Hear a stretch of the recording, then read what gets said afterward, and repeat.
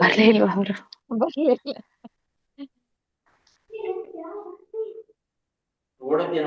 Join ಯಾರಿಗೆ ಮಾಡ್ಬೇಕು? ನಂಗೆ ಮಾಡಿರಿ ಮತ್ತೆ. ಲಲಿತಾ ಮಾತಾಜಿಗೆ ಕೋಸ್ಟ್ ಅಂತ ಮಾಡಿ ಮಾತಾಜಿ, ಅವರು ಶೇರ್ ಅವ್ರು ಮಾಡ್ತಾರೆ. ಮಾಡ್ತಾರಾ? ಸರಿ. ಕರೆದ್ರ ಹ್ಯಾಂಡ್ ರೈಸ್ ಮಾತಾಜಿ? ಮಾಡಿ ಲಲಿತಾ ಮಾತಾಜಿ. ಕರೆದ್ರ ಮಾತಾಜಿ? ಹರೇ ಕೃಷ್ಣ. ಕರೆದ್ರಾ?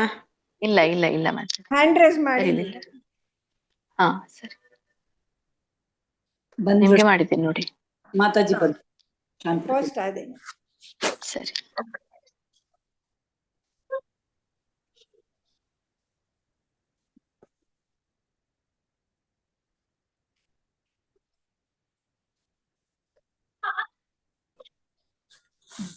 ಶಾಂತಿ ರೂಪಿಣಿ ಮಾತಾಜಿ, ನಿಮ್ಮನ್ನ ಹೋಸ್ಟ್ ಮಾಡಿದೀನಿ, ನನಗ್ ಹೋಸ್ಟ್ ಮಾಡಿ ಮಾತಾಜಿ.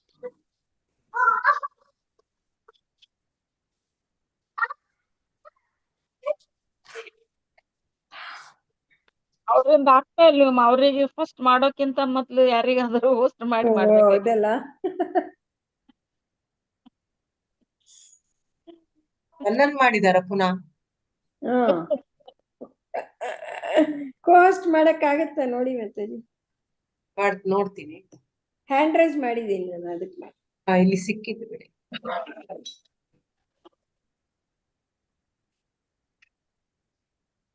ಆಗ್ತಾ ಇಲ್ಲ. ಅಯ್ಯಯ್ಯೋ ಕಷ್ಟ ಆಯ್ತೀಗ.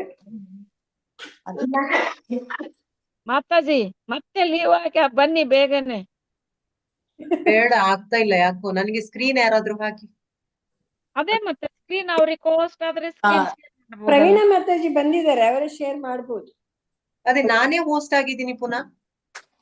ಮತ್ತೆ ನಿಮ್ಗೆ ಮಾಡಿದ್ರ ಅವರು? ಮಾಡಿದ್ದು ನೀವು ಲೀವ್ ಆಗಿ ಬೇಗನೆ ಲೀವ್ ಆಗಿ ಮತ್ತೆ ಬಂದು ಬೇಗ ಜಾಯಿನ್ ಆಗಿ. ಹರೇ ಕೃಷ್ಣ ಮಾತಾಜಿ, ನೀವು ಲಲಿತಾ ಮಾತಾಜಿ ಇದ್ದಾದಲ್ವಾ, ಲಲಿತಾ ಮಾತಾಜಿ ಐತೆ ಕ್ಲಿಕ್ ಮಾಡಿ ಮೇಕ್ ಅದು ಹೌದು, ಆಗ್ತಾ ಇಲ್ಲ ಅಂತ. ಅವ್ರಿಗೆ ಬರ್ತಾ ಇಲ್ಲಂತೆ ಆಪ್ಷನ್. ನಾನು ಎಷ್ಟು ಮಾಡಿದ್ರು ಬರ್ತಾ ಇಲ್ಲ ಅಂತ. ಮೊಬೈಲ್ ಮಾತಾಜಿ ಲೀವ್ ಆಗಿ ಬೇಗ ಬನ್ನಿ ನೀವು ಮತ್ತೆ. ಅಯ್ಯೋ, ಪುನಃ ಜಾಯಿನ್ ಆಗುದಂದ್ರೆ ಕಷ್ಟಪ್ಪ. ಅಯ್ಯೋ ಮಾತಾಜಿ ಏನ್ ಮಾಡ್ಬೇಕು ಈಗ, ಬೇಗ ಮಾಡಿ. ಕೋಸ್ಟ್ ಆಯ್ತಪ್ಪ. ಆಯ್ತು ಮಾತಾಜಿ, ಆಯ್ತಾಯ್ತು. ಆಯ್ತಾ? ಹಾ ಆಯ್ತು ಆಯ್ತು. ಹಬ್ಬ ದೇವ್ರೆ, ನಾನ್ ಶೇರ್ ಮಾಡ್ಲಾ? ಮಾಡಿ ಮಾತಾಜಿ. ನೀವು ಸ್ಕ್ರೀನ್ ಶೇರ್ ಮಾಡಿ. ಮಿನಿಮೈಸ್ ಮಾಡಿದ್ದೆಲ್ಲ ಹೋಯ್ತು. ಹಾ ಮಿನಿಮೈಸ್ ಮಾಡಿ ಇಟ್ಟಿದೆ, ಎಲ್ಲ ಹೋಯ್ತು. ಪುನಃ ಜಾಯಿನ್ ಆದೆಲ್ಲ.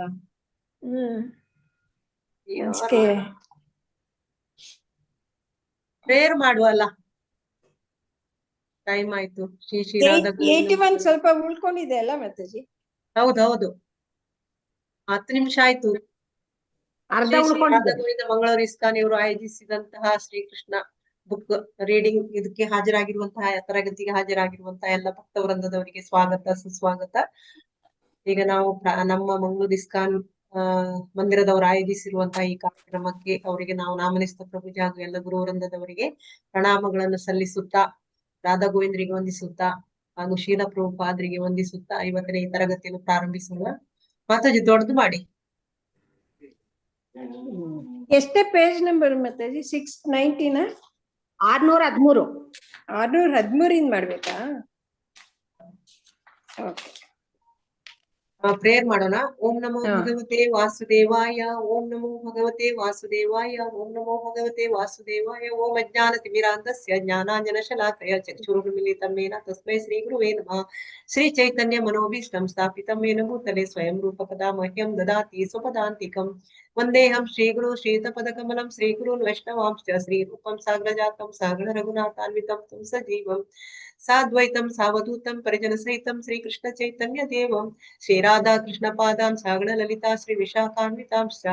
ಹೇ ಕೃಷ್ಣ ಕರುಣಾ ಸಿಂಧು ದೀನಬಂಧು ಜಗತ್ಪತೆ ಗೋಪೇಶ ಗೋಪಿಕಾ ಕಾಂತ ರಾಧಾ ಕಾಂತ ನಮೋಸ್ತುತೆ. ತಪ್ತ ಕಾಂಚನ ಗೌರಾಂಗಿ ರಾಧೆ ಬೃಂದಾವನೇಶ್ವರಿ ವೃಷಭಾನುಸುತಿ ದೇವಿ ಪ್ರಣಮಾಮಿ ಹರಿಪ್ರಿಯೆ. वाञ्छाकल्पतरुभ्यश्च कृपा सिन्धुभ्येव च पतितानां पावनेभ्यो वैष्णवेभ्यो नमो नमः। नमः ओं विष्णुपादाय कृष्णपृष्ठाय भूतले श्रीमते भक्तिवेदान्त स्वामिनीति नामिने। नमस्ते सारस्वती देवे गौरवाणी प्रचारिणी निर्विशेष शून्यवादी पाश्चात्य देश तारिणी।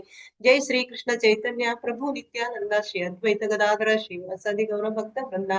हरे कृष्णा कृष्ण कृष्ण हरे हरे, ಹರೇ ರಾಮ ರಾಮ ರಾಮ ಹರೇ ಹರೇ. ಎಲ್ಲರಿಗೂ ತರಗತಿಗೆ ಸ್ವಾಗತ. ಲೇಟ್ ಆಯ್ತು, ಸ್ವಲ್ಪ ಮೇಲೆ ಮಾಡಿ ಮಾತಾಜಿ, ಮೇಲೆ ಮಾಡಿ. ಧನ್ಯವಾದಗಳು ಮಾತಾಜಿ, ಪ್ರಣಾಮಗಳು ಮಾತಾಜಿ. ಪ್ರಣಾಮಗಳು. ಯಾವ್ದಂತ ಹೇಳಿದ್ರೆ 618 619 13 ಅಂದ್ರಲ್ಲ ಮಾತಾಜಿ? 18 18 ಅಲ್ವಾ? ಯಾರೋ 13 ಅಂದ್ರು. 13 ಹ್ಮ್, ಊರಲ್ಲ. ಗೋಪಿಯರ 18. ಮಟ್ಟಿಗೆ ಕೃಷ್ಣ ಗೋಪಿಯರಿಗೆ ಭೇಟಿ ಆಗ್ತಾನಲ್ಲ ಅದು. 616 ಮಾತಾಜಿ, 616 16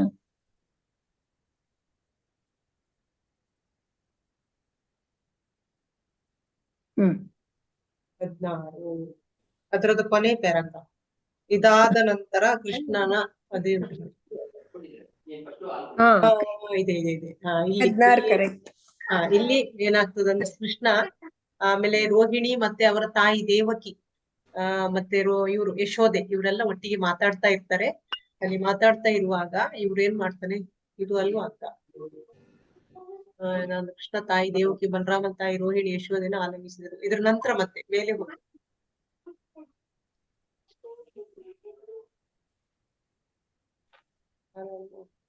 ಅದರಿಂದ ಮತ್ತೆ ಕೆಳಗೆ ಬನ್ನಿ. ಕೆಳಗೆ ಬರಲ್ಲ? ಇಲ್ಲಿ ನೋಡಿ. ಯಶೋದೆ ಮತ್ತು ತನ್ನ ಇತರ ತಾಯಿಯರಾದ ದೇವಕಿ ಮತ್ತು ರೋಹಿಣಿಯರೊಡನೆ ಕುಳಿತಿದ್ದನು. ಅವ್ರು ಮಾತಾಡ್ತಾ ಇರ್ತಾರೆ ಎಲ್ರು. ಅಷ್ಟೊತ್ತಿಗೆ ಇವನೇನ್ ಮಾಡ್ತಾನಂದ್ರೆ ಗೋಪಿಯರನ್ನು ಒಂದು ಗುಪ್ತ ಸ್ಥಳಕ್ಕೆ ಕರ್ಕೊಂಡು ಹೋಗ್ತಾನೆ. ಅವ್ರ ಹತ್ರ ಮಾತಾಡ್ಲಿಕ್ಕೆ ಇರ್ತದೆ. ಅಲ್ಲಿ ಕರ್ಕೊಂಡು ಹೋಗಿ ಅವ್ರಿಗೆ ಏನ್ ಮಾಡ್ತಾನೆ, ಅಲ್ಲಿ ಅವ್ರ ಹತ್ರ ಮುಗುಳ್ನಾಗಿ ಕೊಡ್ತಾನೆ, ಅವರನ್ನು ಆಲಂಗಿಸ್ತಾನೆ, ಅವರ ಯೋಗಕ್ಷೇಮ ವಿತರಿಸ್ತಾನೆ. ಮತ್ತೆ ಮೇಲೆ ಮಾಡಿ ಆಮೇಲೆ ಅವರಿಗೆ ಧೈರ್ಯವನ್ನು ಕೊಡ್ತಾನೆ. ಆಮೇಲೆ ಏನ್ ಹೇಳ್ತಾನಂತ ಹೇಳಿದ್ರೆ, ಅವರಿಗೆ ನಿಮ್ಮನ್ನ ಬಿಟ್ಟು ಹೋಗ್ಬೇಕನ್ನೋ ಉದ್ದೇಶ ನಮ್ಗಿರ್ಲಿಲ್ಲ ಅಂತ ಹೇಳ್ತಾನೆ. ನಮ್ಮ ನೆಂಟರಿಗೂ ಸಂಸಾರದವರಿಗೂ ಸಂತೋಷ ಕೊಡ್ಲಿಕ್ಕೋಸ್ಕರವೇ ನಾವಿಬ್ರು ಹೋಗಿರುವಂತಹದ್ದು. ಶತ್ರುಗಳನ್ನೇ ಹೋರಾಡುವಾಗ ತುಂಬಾ ಟೈಮ್ ಹೋಯ್ತು. ಆಗ ನೀವು ನಮ್ಮಲ್ಲಿ ಪ್ರೀತಿ ಇಟ್ಟಿದ್ರ, ನಮ್ಮಲ್ಲಿ ಸಮೀಪದವರಾಗಿದ್ರ, ಆದ್ರೂ ನಿಮ್ಮನ್ನು ಮರಿಬೇಕಾಯ್ತು ಅಂತ ಹೇಳ್ತಾನೆ. ಹೀಗೆ ಮಾಡೋದ್ರಿಂದ ನಾನು ನಿಮ್ಗೆ ಕೃತಜ್ಞನಾಗಿದ್ದೇನೆ. ಅದು ನನಗೆ ಗೊತ್ತಿದೆ, ನೀವು ನಿಷ್ಠುರರಾಗಿದ್ದೀರಿ ಅಂತೂ ಗೊತ್ತು ನನಗೆ. ಆದ್ರೆ ನಿಮ್ಮನ್ನು ಬಿಟ್ಟು ಹೋಗಬೇಕಾಗಿ ಬಂದ್ರು ನನ್ನನ್ನು ನೀವು ಯೋಚಿಸ್ತಾ ಇರ್ತೀರಾ. ಅದನ್ನು ಕೂಡ ಕೃಷ್ಣ ಹೇಳ್ತಾನೆ, ನೀವು ಯೋಚನೆ ಮಾಡ್ತಾ ಇರ್ತೀರಾ ನನ್ನ ಬಗ್ಗೆ. ಪ್ರಿಯ ಗೋಪಿಯರೇ, ನಾನು ನಿಮ್ಗೆ ಕೃತಜ್ಞನಾಗಿದ್ದೇನೆ ಅಂತ ನಿಮ್ಗೆ ನಮ್ಮನ್ನು ಸ್ಮರಿಸಿಕೊಳ್ಳಿಕ್ಕೆ ಇಷ್ಟ ಇಲ್ವಾ ಅಂತ ಕೇಳ್ತಾನೆ. ಇಷ್ಟ ಇಲ್ವಾ, ನಾವು ನಿಮ್ಮೊಡನೆ ತಪ್ಪು ರೀತಿಯಲ್ಲಿ ನಡೆದುಕೊಂಡೇನೆ ಎಂದು ಗಂಭೀರವಾಗಿ ಆಲೋಚನೆ ಮಾಡ್ತಾ ಇದ್ದೀರಾ ಅಂತ ಕೇಳ್ತಾನೆ. ಏನೇ ಆಗ್ಲಿ ನಿಮ್ಮನ್ನು ಬಿಟ್ಟು ಹೋಗ್ಬೇಕೆಂದು ನನ್ನ ಉದ್ದೇಶ ಇರ್ಲಿಲ್ಲ ಅನ್ನೋದನ್ನು ನೀವು ತಿಳಿದುಕೊಳ್ಬೇಕು ಅಂತ ಹೇಳ್ತಾನೆ. ಇದೆಲ್ಲ ವಿಧಿ ನಿಯಮ ಅಂತ ಹೇಳ್ತಾನೆ. ವಿಧಿ ತನ್ನ ಇಚ್ಛೆಯಂತೆ ಮಾಡ್ತದೆ. ಅದ್ರ ಮನಸ್ಸು ಹೇಗಿರ್ತದೆ ಆತರ ಅದು ಮಾಡ್ತಾ ಇರ್ತದೆ. ಜನರನ್ನು ಹತ್ರ ಮಾಡ್ತದೆ, ದೂರ ಮಾಡ್ತದೆ, ಒಮ್ಮೆ ಸೇರಿಸ್ತದೆ, ಒಮ್ಮೆ ದೂರ ಮಾಡ್ತದೆ. ಹೀಗೆ ಅದಕ್ಕೊಂದು ಉದಾಹರಣೆ ಕೊಡ್ತಾನೆ ಅವನು. ಒಂದು ಧೂಳಿನ ಕಣ, ಹತ್ತಿಯ ಮತ್ತೆ ಧೂಳಿನ ಕಣಗಳು ಯಾವಾಗ ಒಟ್ಟಿಗಿರ್ತವೆ, ಗಾಳಿ ಬಂದಾಗ ಏನಾಗ್ತದೆ, ಒಟ್ಟಾಗ್ತದೆ, ಮತ್ತೆ ಪುನಃ ಅದು ಚದುರಿ ಹೋಗ್ತದೆ. ಬಿರುಗಾಳಿ ಬಂದಾಗ ಎಲ್ಲ ಸೇರ್ತದೆ, ಮತ್ತೆ ಚದುರು ಹೋಗ್ತದೆ. ಅದೇ ತರ ಹಾಗೆಯೇ ಪರಮಪ್ರಭು ಎಲ್ಲವನ್ನು ಸೃಷ್ಟಿಸಿದವನು. ನಾವು ಕಾಣುವ ವಸ್ತುಗಳು ಅವನ ಭಿನ್ನ ಭಿನ್ನ ರೂಪಗಳು. ಅವನ ಪರಮ ಸಂಕಲ್ಪಕ್ಕೆ ಅನುಗುಣವಾಗಿ ನಾವು ಕೆಲವೊಮ್ಮೆ ಒಂದಾಗ್ತೇವೆ, ಮತ್ತೆ ಬೇರೆ ಬೇರೆ ಆಗ್ತೇವೆ ಅಂತ ಹೇಳ್ತಾನೆ. ಆದ್ರಿಂದ ನಾವು ಸಂಪೂರ್ಣವಾಗಿ ಅವನ ಇಚ್ಛೆಯನ್ನು ಅವಲಂಬಿಸಿದ್ದೇವೆ ಎಂದು ತೀರ್ಮಾನ ಮಾಡ್ಕೊಳ್ಬೇಕು ನಾವು ಅಂತ ಹೇಳ್ತಾನೆ. ಆಮೇಲೆ ಸುದೈವದಿಂದ ನಿಮಗೆ ನನ್ನಲ್ಲಿ ಬಹು ಪ್ರೀತಿ ಇದೆ. ನನ್ನೊಡನೆ ದಿವ್ಯ ಸಹವಾಸವನ್ನು ಸಾಧಿಸಲು ಇದೊಂದೇ ದಾರಿ ಅಂತ ಹೇಳ್ತಾರೆ. ಇದು ನಮ್ಗೆ ಕೂಡ ಆಗ್ತದೆ ನೋಡಿ. ಇದು ನಾವು ಭಗವಂತನ ದಿವ್ಯ ಸಹವಾಸವನ್ನು ಸಾಧಿಸ್ಬೇಕಾದ್ರೆ ಪ್ರೀತಿ ಇರ್ಬೇಕು ಭಗವಂತನಲ್ಲಿ, ಮತ್ತೆ ಭಕ್ತಿಪೂರ್ವಕ ಸೇವೆಯನ್ನು ನಾವು ಮಾಡ್ಬೇಕು. ಜೀವಿಯು ನಿಶ್ಚಯವಾಗಿಯೂ ಕೊನೆಗೆ ಭಗವದ್ಧಾಮಕ್ಕೆ ಹಿಂದಿರುಗ್ತಾನೆ ಅಂತ ಹೇಳ್ತಾರೆ. ಭಕ್ತಿ ಮಾಡ್ಬೇಕು, ಪ್ರೀತಿ ಇರ್ಬೇಕು, ಆಗ ನಾವು ಭಗವದ್ಧಾಮಕ್ಕೆ ಹೋಗ್ಲಿಕ್ಕೆ ಖಂಡಿತ ಸಾಧ್ಯ, ಮುಕ್ತಿ ಸಿಗ್ತದೆ ಅಂತ ಹೇಳ್ತಾರೆ ಭಗವಂತ. ಭಕ್ತಿಪೂರ್ವಕ ಸೇವೆ ಮತ್ತು ನನ್ನಲ್ಲಿ ಪ್ರೀತಿ ಇವೆ ಪರಮ ಮುಕ್ತಿಯ ಕಾರಣಗಳು. ನನ್ನ ಪ್ರಿಯ ಸ್ನೇಹಿತರಾದ ಗೋಪಿಯರು ಎಲ್ಲೆಲ್ಲೂ ಕ್ರಿಯಾಶೀಲ ಕ್ರಿಯಾಶಾಲಿಯಾಗಿರುವುದು ನನ್ನ ಶಕ್ತಿಯೇ ಎಂದು ನನ್ನಿಂದ ತಿಳಿದುಕೊಳ್ಳಿ ಅಂತ ಹೇಳಿದ್ರೆ ಇಲ್ಲಿ ಏನೇನು ಎಲ್ಲ ಕ್ರಿಯೆ ನಡೀತಾ ಇರ್ತದೆ ಅದೆಲ್ಲ ನನ್ನ ಶಕ್ತಿಯಿಂದ ಆಗಿರುವಂತಹದ್ದು. ಈಗ ಒಂದು ಮಣ್ಣಿನ ಮಡಕೆ ಉದಾಹರಣೆ ಕೊಡ್ತಾನೆ ಭಗವಂತ. ಅದರಲ್ಲಿ ಭೂಮಿ, ನೀರು, ಆಕಾಶ, ವಾಯು, ಗಾಳಿ ಇದೆಲ್ಲ ಒಂದು ಪಂಚಮಹಾಭೂತಗಳು ಸೇರಿ ಆಗಿರುವಂತದ್ದು ಆ ಮಡಿಕೆ. ಆ ಮಡಿಕೆ ಇರುವಾಗ ಮಡಿಕೆ ಆಗಿರ್ತದೆ, ತಯಾರಾಗುವ ಮೊದಲು ಅದು ಪಂಚಭೂತಗಳಿರ್ತವೆ, ಅದು ನಾಶವಾದ ಮೇಲೂ ಆ ಪಂಚಮಹಾಭೂತಗಳು ಇರ್ತವೆ ಅಂತ ಹೇಳ್ತಾನೆ. ಇದೆಲ್ಲ ನನ್ನ ಶಕ್ತಿಯಿಂದ ಆಗುವಂತಹದ್ದು ಅಂತ ಹೇಳ್ತಾನೆ. ಸ್ವಲ್ಪ ಮೇಲೆ ಮಾಡಿ. ಇನ್ನು ಈ ಶಕ್ತಿಯು ನನ್ನಿಂದ ಬೇರೆ ಅಲ್ಲವಾದ್ರಿಂದ ನಾನೇ ಪ್ರತಿಯೊಂದು ವಸ್ತುವಿನಲ್ಲಿ ಇದ್ದೇನೆ ಅಂತ ನೀವು ಭಾವಿಸ್ಬೇಕು ಅಂತ ಹೇಳ್ತಾರೆ. ಅಂದ್ರೆ ಎಲ್ಲ ಪಂಚಮಹಾಭೂತಗಳು ನಮ್ಮಲ್ಲಿ ಕೂಡ ಇದೆ, ನಮ್ಮ ಶರೀರದಲ್ಲಿ ಕೂಡ ಇದೆ ಅಲ್ವಾ, ಆ ಗೋಪಿಯರ ಶರೀರದಲ್ಲಿ ಕೂಡ ಇದೆ. ಆ ಎಲ್ಲದರಲ್ಲಿ ಭಗವಂತ ಇರುವಾಗ ಎಲ್ಲ ಕಡೆ ಭಗವಂತ ಇದ್ದಾನೆ ಅಂತ ನೀವು ತಿಳ್ಕೊಳ್ಬೇಕು ಅಂತ ಹೇಳ್ತಾರೆ. ಹಾಗೆಯೇ ಜೀವವಿರುವ ದೇಹವು ಪಂಚಭೂತಗಳ ಸಂಯೋಜನೆ ಇಲ್ಲದೆ ಬೇರೆ ಅಲ್ಲ ಅಂದ್ರೆ ಹೇಳ್ತಾನೆ. ಈ ಜೀವಿಗಳೆಲ್ಲ ದೇಹಗಳು ಪಂಚಭೂತಗಳಿಂದಲೇ ಆಗಿರುವಂತಹದ್ದು, ನನ್ನ ವಿಭಿನ್ನ ಅಂಶ. ಜೀವಿಗಳು ಮಾತ್ರ ನನ್ನ ವಿಭಿನ್ನ ಅಂಶ. ಅವ್ರೇನ್ ಮಾಡ್ತಾರೆ, ಭೋಗಿಸುವ ಪ್ರವೃತ್ತಿ ಇಟ್ಕೊಳ್ತಾರೆ, ಆದ್ರಿಂದ ಅವರು ಸೆರೆಯಲ್ಲಿದ್ದಾರೆ, ಭೌತಿಕ ಪ್ರಕೃತಿಯಲ್ಲಿ ಬಂಧನದಲ್ಲಿದ್ದಾರೆ. ಹರೇ ಕೃಷ್ಣ, ಮಾತಾಡ್ಬೇಡಿ. ಅಹಂಭಾವೇ ಈ ಭೌತಿಕ ಅಸ್ತಿತ್ವದಲ್ಲಿ ಸೆರೆಯಾಗಲು ಕಾರಣ ಅಂತ ಹೇಳ್ತಾರೆ. ಮಿಥ್ಯ ಅಹಂಕಾರ ಇರ್ತದಲ್ಲೋ ನಮ್ಗೆ, ಆದ್ರಿಂದ ನಾವಿಲ್ಲಿ ಸೆರೆಯಾಗಿದ್ದೇವೆ. ಪರಮಸತ್ಯನಾಗಿ ನಾನು ಜೀವಿಯನ್ನು, ಅವನ ಭೌತಿಕ ಶರೀರವನ್ನು ಮೀರಿದವನು ಅಂತ ಹೇಳ್ತಾನೆ. ಇದೆಲ್ಲದಕ್ಕೆ ನಾನು ಮೀರಿದ್ದೇನೆ. ಭೌತಿಕ ಶಕ್ತಿ, ಆಧ್ಯಾತ್ಮಿಕ ಶಕ್ತಿ ಎರಡೂ ನನ್ನ ಪರಮ ನಿಯಂತ್ರಣದಲ್ಲಿ ಕೆಲಸ ಮಾಡ್ತಾ ಇದೆ ಅಂತ ಹೇಳ್ತೀವಿ ಗೋಪಿಯರಿಗೆ ಹೇಳ್ತಾನೆ. ಹೀಗೆ ದುಃಖಿಸುವ ಬದಲು ನೀವು ಎಲ್ಲ ತತ್ವ ಪರಿಶೀಲನೆ ಮನೋಭಾವದಿಂದ ಸ್ವೀಕರಿಸ್ಬೇಕಂತ ಹೇಳ್ತಾರೆ. ಇದೆಲ್ಲ ನೀವು ಈ ಸತ್ಯವನ್ನು ಪರಿಶೀಲನೆ ಮಾಡಿ, ನಿಮ್ಮ ಮನಸ್ಸಿನಿಂದ ಯೋಚನೆ ಮಾಡಿ, ಆ ಮನೋಭಾವವನ್ನು ಸ್ವೀಕಾರ ಮಾಡಿ ಅಂತ ಪ್ರಾರ್ಥನೆ ಮಾಡ್ತಾರೆ. ಆಗ ನಿಮಗೆ ನೀವು ಸದಾ ನನ್ನೊಡನೆ ಇದ್ದೀರಿ ಮತ್ತು ನಾವು ದೂರವಾಗಿದ್ದೇವೆ ಎಂದು ದುಃಖಿಸಲು ಕಾರಣವೇ ಇಲ್ಲ ಅಂತ ಹೇಳ್ತಾರೆ. ಅಂದ್ರೆ ಇದೆಲ್ಲ ನಿಮಗೆ ಅರ್ಥ ಆದ್ರೆ ಎಲ್ಲ ವಸ್ತುಗಳಲ್ಲಿ ಮ್ಯೂಟ್ ಮಾಡ್ಕೊಳ್ಳಿ. ರತ್ನ ಮಾತಾಜಿ ಮ್ಯೂಟ್ ಮಾಡ್ಕೊಳ್ಳಿ. ದುಃಖಕ್ಕೆ ಕಾರಣವೇ ಇಲ್ಲ ಅಲ್ವಾ ಅಂತ ಹೇಳ್ತಾನೆ. ಕೃಷ್ಣನು ಗೋಪಿಯರಿಗೆ ನೀಡಿದ ಮುಖ್ಯವಾದ ಆದೇಶವನ್ನು ಕೃಷ್ಣ ಪ್ರಜ್ಞೆಯಲ್ಲಿ ನಿರತರಾದ ಎಲ್ಲ ಭಕ್ತರು ಬಳಸ್ಕೊಳ್ಬೇಕು. ನೀವೆಲ್ಲರೂ ಇದೊಂದು ತಿಳ್ಕೊಳ್ಬೇಕು. ಅಂದ್ರೆ ಎಲ್ಲದರಲ್ಲಿ ಭಗವಂತ ಇದ್ದಾನೆ. ಆದ್ರಿಂದ ಎಲ್ಲ ಕಡೆನೂ ಭಗವಂತ ಇರೋದ್ರಿಂದ ನಮಗೆ ಎಲ್ಲ ಕಡೆ ಭಗವಂತನನ್ನು ಕಾಣ್ಲಿಕ್ಕೆ ಸಾಧ್ಯವಾಗ್ತದೆ. ಈ ಭೌತಿಕ ಪ್ರಪಂಚದಲ್ಲಿ ಇರುವಾಗ್ಲೇ ನಮ್ಗೆ ಸಾಕ್ಷಾತ್ಕಾರ ಮಾಡ್ಕೊಳ್ಬೋದು. ಕೃಷ್ಣನು ಗೋಪಿಯರಿಗೆ ನೀಡಿದ ಮುಖ್ಯವಾದ ಆದೇಶವನ್ನು ಕೃಷ್ಣ ಪ್ರಜ್ಞೆಯಲ್ಲಿ ನಿರತರಾದ ಎಲ್ಲ ಭಕ್ತರು ಬಳಸ್ಕೊಳ್ಬಹುದು ಅಂತ ಹೇಳ್ತಾರೆ. ಈ ಇಡೀ ತತ್ವಜ್ಞಾನವನ್ನು ಕಲ್ಪನಾತೀತವಾದ ಏಕಕಾಲದ ಏಕತ್ವ ಮತ್ತು ಭಿನ್ನತೆ ಅಂದ್ರೆ ಅವ್ರು ಹೇಳ್ತಾರಲ್ಲ ಚೈತನ್ಯ ಮಹಾಪ್ರಭುಗಳು, ಭಿನ್ನ ಅಭಿನ್ನ ಅಲ್ವಾ, ಭೇದ ಎಂತದ್ದು ಅಚಿಂತ್ಯ ಭೇದ ಅಭೇದ ತತ್ವ ಅಂತ ಹೇಳ್ತಾರೆ. ಭೇದ ಮತ್ತೆ ಅಭೇದ ಅಂತೆ ಭಿನ್ನತೆ. ಭಿನ್ನತೆ ಅಂದ್ರೆ ಎರಡು ಅಂತ ಹೇಳಿದ್ರೆ ಹೇಗೆ, ನಮಗೂ ಭಗವಂತನಿಗೂ ಏನು ಭಿನ್ನತೆ ಇದೆ ಅಂತ ಹೇಳಿದ್ರೆ, ಭಗವಂತನ ನಾವೊಂದು ಸಣ್ಣ ಅಣು ಅಲ್ವಾ, ಒಂದು ಸಮುದ್ರದ ನೀರಿನ ಹಾಗೆ ಆ ಭಗವಂತ ಸಮುದ್ರದ ಒಂದು ಹನಿಯ ಹಾಗೆ, ನಾವು ಭಗವಂತ ಸಾಗರದ ಹಾಗೆ ಇರ್ತಾನೆ ಅಲ್ವಾ. ಮತ್ತೆ ಒಂದು ಬೆಂಕಿಯ ಸಣ್ಣ ಕಿಡಿ ನಾವು, ಭಗವಂತ ಒಂದು ದೊಡ್ಡ ಬೆಂಕಿ ಇದ್ದಾಗೆ. ಈ ತರ ನಮ್ಗೆ ಅವನಿಗೆ ವ್ಯತ್ಯಾಸ ಇದೆ, ಅದು ಭಿನ್ನತೆ. ಏಕತ್ವ ಅಂದ್ರೆ ಏನು ಅಂತ ಹೇಳಿದ್ರೆ, ನಮಗೂ ಅವನಿಗೂ ಇರುವ ಗುಣಗಳು ಒಂದೇ ಆಗಿರ್ತವೆ. ಭಗವಂತನಿಗೂ ನಾವು ವಿಭಿನ್ನ ಅಂಶ ಆಗಿರೋದ್ರಿಂದ ಅವನ ಗುಣ ಒಂದೇ ಆಗಿರ್ತವೆ. ಆದ್ರಿಂದ ಏಕತ್ವವು ಹೌದು, ಭಿನ್ನತೆಯೂ ಹೌದು. ಇದರ ಆಧಾರದ ಮೇಲೆ ಪರಿಗಣಿಸಿದೆ ಅಂತ ಹೇಳ್ತಾನೆ. ಭಗವದ್ಗೀತೆಯಲ್ಲಿ ಪ್ರಭು ತಾನು ತನ್ನ ನಿರಾಕಾರ ರೂಪದಲ್ಲಿ ಎಲ್ಲೆಲ್ಲಿಯೂ ಇದ್ದೇನೆ ಎಂದು ಹೇಳುತ್ತಾನೆ. ಎಲ್ಲವೂ ಅವನಲ್ಲಿದೆ, ಆದ್ರೆ ವೈಯಕ್ತಿಕವಾಗಿ ಅವನಲ್ಲಿ ಎಲ್ಲಿಯೂ ಇಲ್ಲ. ವೈಯಕ್ತಿಕವಾಗಿ ಯಾರಿಗೂ ಕಾಣಿಸುವುದಿಲ್ಲ, ಆದ್ರೆ ನಿರಾಕಾರವಾಗಿ ಎಲ್ಲದರಲ್ಲಿ ಭಗವಂತ ಇದ್ದಾನೆ ಅಂತ ನಾವು ತಿಳ್ಕೊಳ್ಬೇಕು. ಬ್ರಹ್ಮಾಂಡವು ಕೃಷ್ಣ ಶಕ್ತಿಯ ಅಭಿವ್ಯಕ್ತಿ ಅಲ್ಲದೆ ಬೇರೇನೂ ಅಲ್ಲ. ಇಡೀ ಬ್ರಹ್ಮಾಂಡ ಕೃಷ್ಣ ಸೃಷ್ಟಿ ಮಾಡಿದಾನೆ. ಅವನ ಶಕ್ತನಿಂದ ಏನೋ ಒಂದು ಶಕ್ತಿ ಇದ್ರೆ ಅವನ ಹಿಂದೆ ಒಬ್ಬ ಶಕ್ತ ಇರ್ತಾನೆ, ಮಾಡುವವನಿರ್ತಾನೆ. ಒಂದು ಕಾರ್ ಹೋಗ್ತಾ ಇದೆ ಅಂದ್ರೆ ರಿಮೋಟ್ ಕಾರು, ಅದು ಡ್ರೈವರ್ ಇಲ್ಲದೆ ಇರ್ಬಹುದು, ಆದ್ರೆ ಅದನ್ನ ಮಾಡಿದವ ಯಾರೋ ಒಬ್ಬ ಹಿಂದಿನಿಂದ ಇದ್ದಾನೆ, ಪ್ರೋಗ್ರಾಮ್ ಹಾಕಿ ಇಟ್ಟವ ಅಂತ ನಾವು ತಿಳ್ಕೊಳ್ಬಹುದು. ಅದೇ ತರ ಇಲ್ಲಿ ಈ ಬ್ರಹ್ಮಾಂಡ ಸೃಷ್ಟಿ ಭಗವಂತ ಮಾಡಿದಾನೆ. ಈ ಶಕ್ತಿಯ ಹಿಂದೆ ಒಬ್ಬ ಶಕ್ತನಿಂದ ಭಿನ್ನವಲ್ಲದ್ರಿಂದ ಯಾವುದೂ ಕೃಷ್ಣನಿಂದ ಭಿನ್ನವಲ್ಲ. ಈ ಪರಮ ಪ್ರಜ್ಞೆಯಾದ ಕೃಷ್ಣ ಪ್ರಜ್ಞೆ ಇಲ್ಲದಿರುವಾಗ ನಾವು ಕೃಷ್ಣನಿಂದ ಬೇರೆ ಆಗುತ್ತೇವೆ. ಇಂತಹ ಒಂದು ಭಾವನೆ ನಮ್ಮಲ್ಲಿ ಯಾವಾಗ ಇಲ್ಲ, ನಾವು ಕೃಷ್ಣನಿಂದ ಬೇರೆ ಆಗ್ತೇವೆ. ಇದೆಲ್ಲ ಗೋಪಿಯರಿಗೆ ಹೇಳುವಂತಹದ್ದು ಕೃಷ್ಣ. ಆದ್ರೆ ಸುದೈವದಿಂದ ಕೃಷ್ಣ ಪ್ರಜ್ಞೆ ಇದ್ದರೆ ನಾವು ಕೃಷ್ಣನಿಂದ ದೂರ ಆಗುವುದಿಲ್ಲ. ಭಕ್ತಿಪೂರ್ವಕ ಸೇವೆ ಕೃಷ್ಣ ಪ್ರಜ್ಞೆಗೆ ಪುನಶ್ಚೇತನ ಕೊಡುವುದು.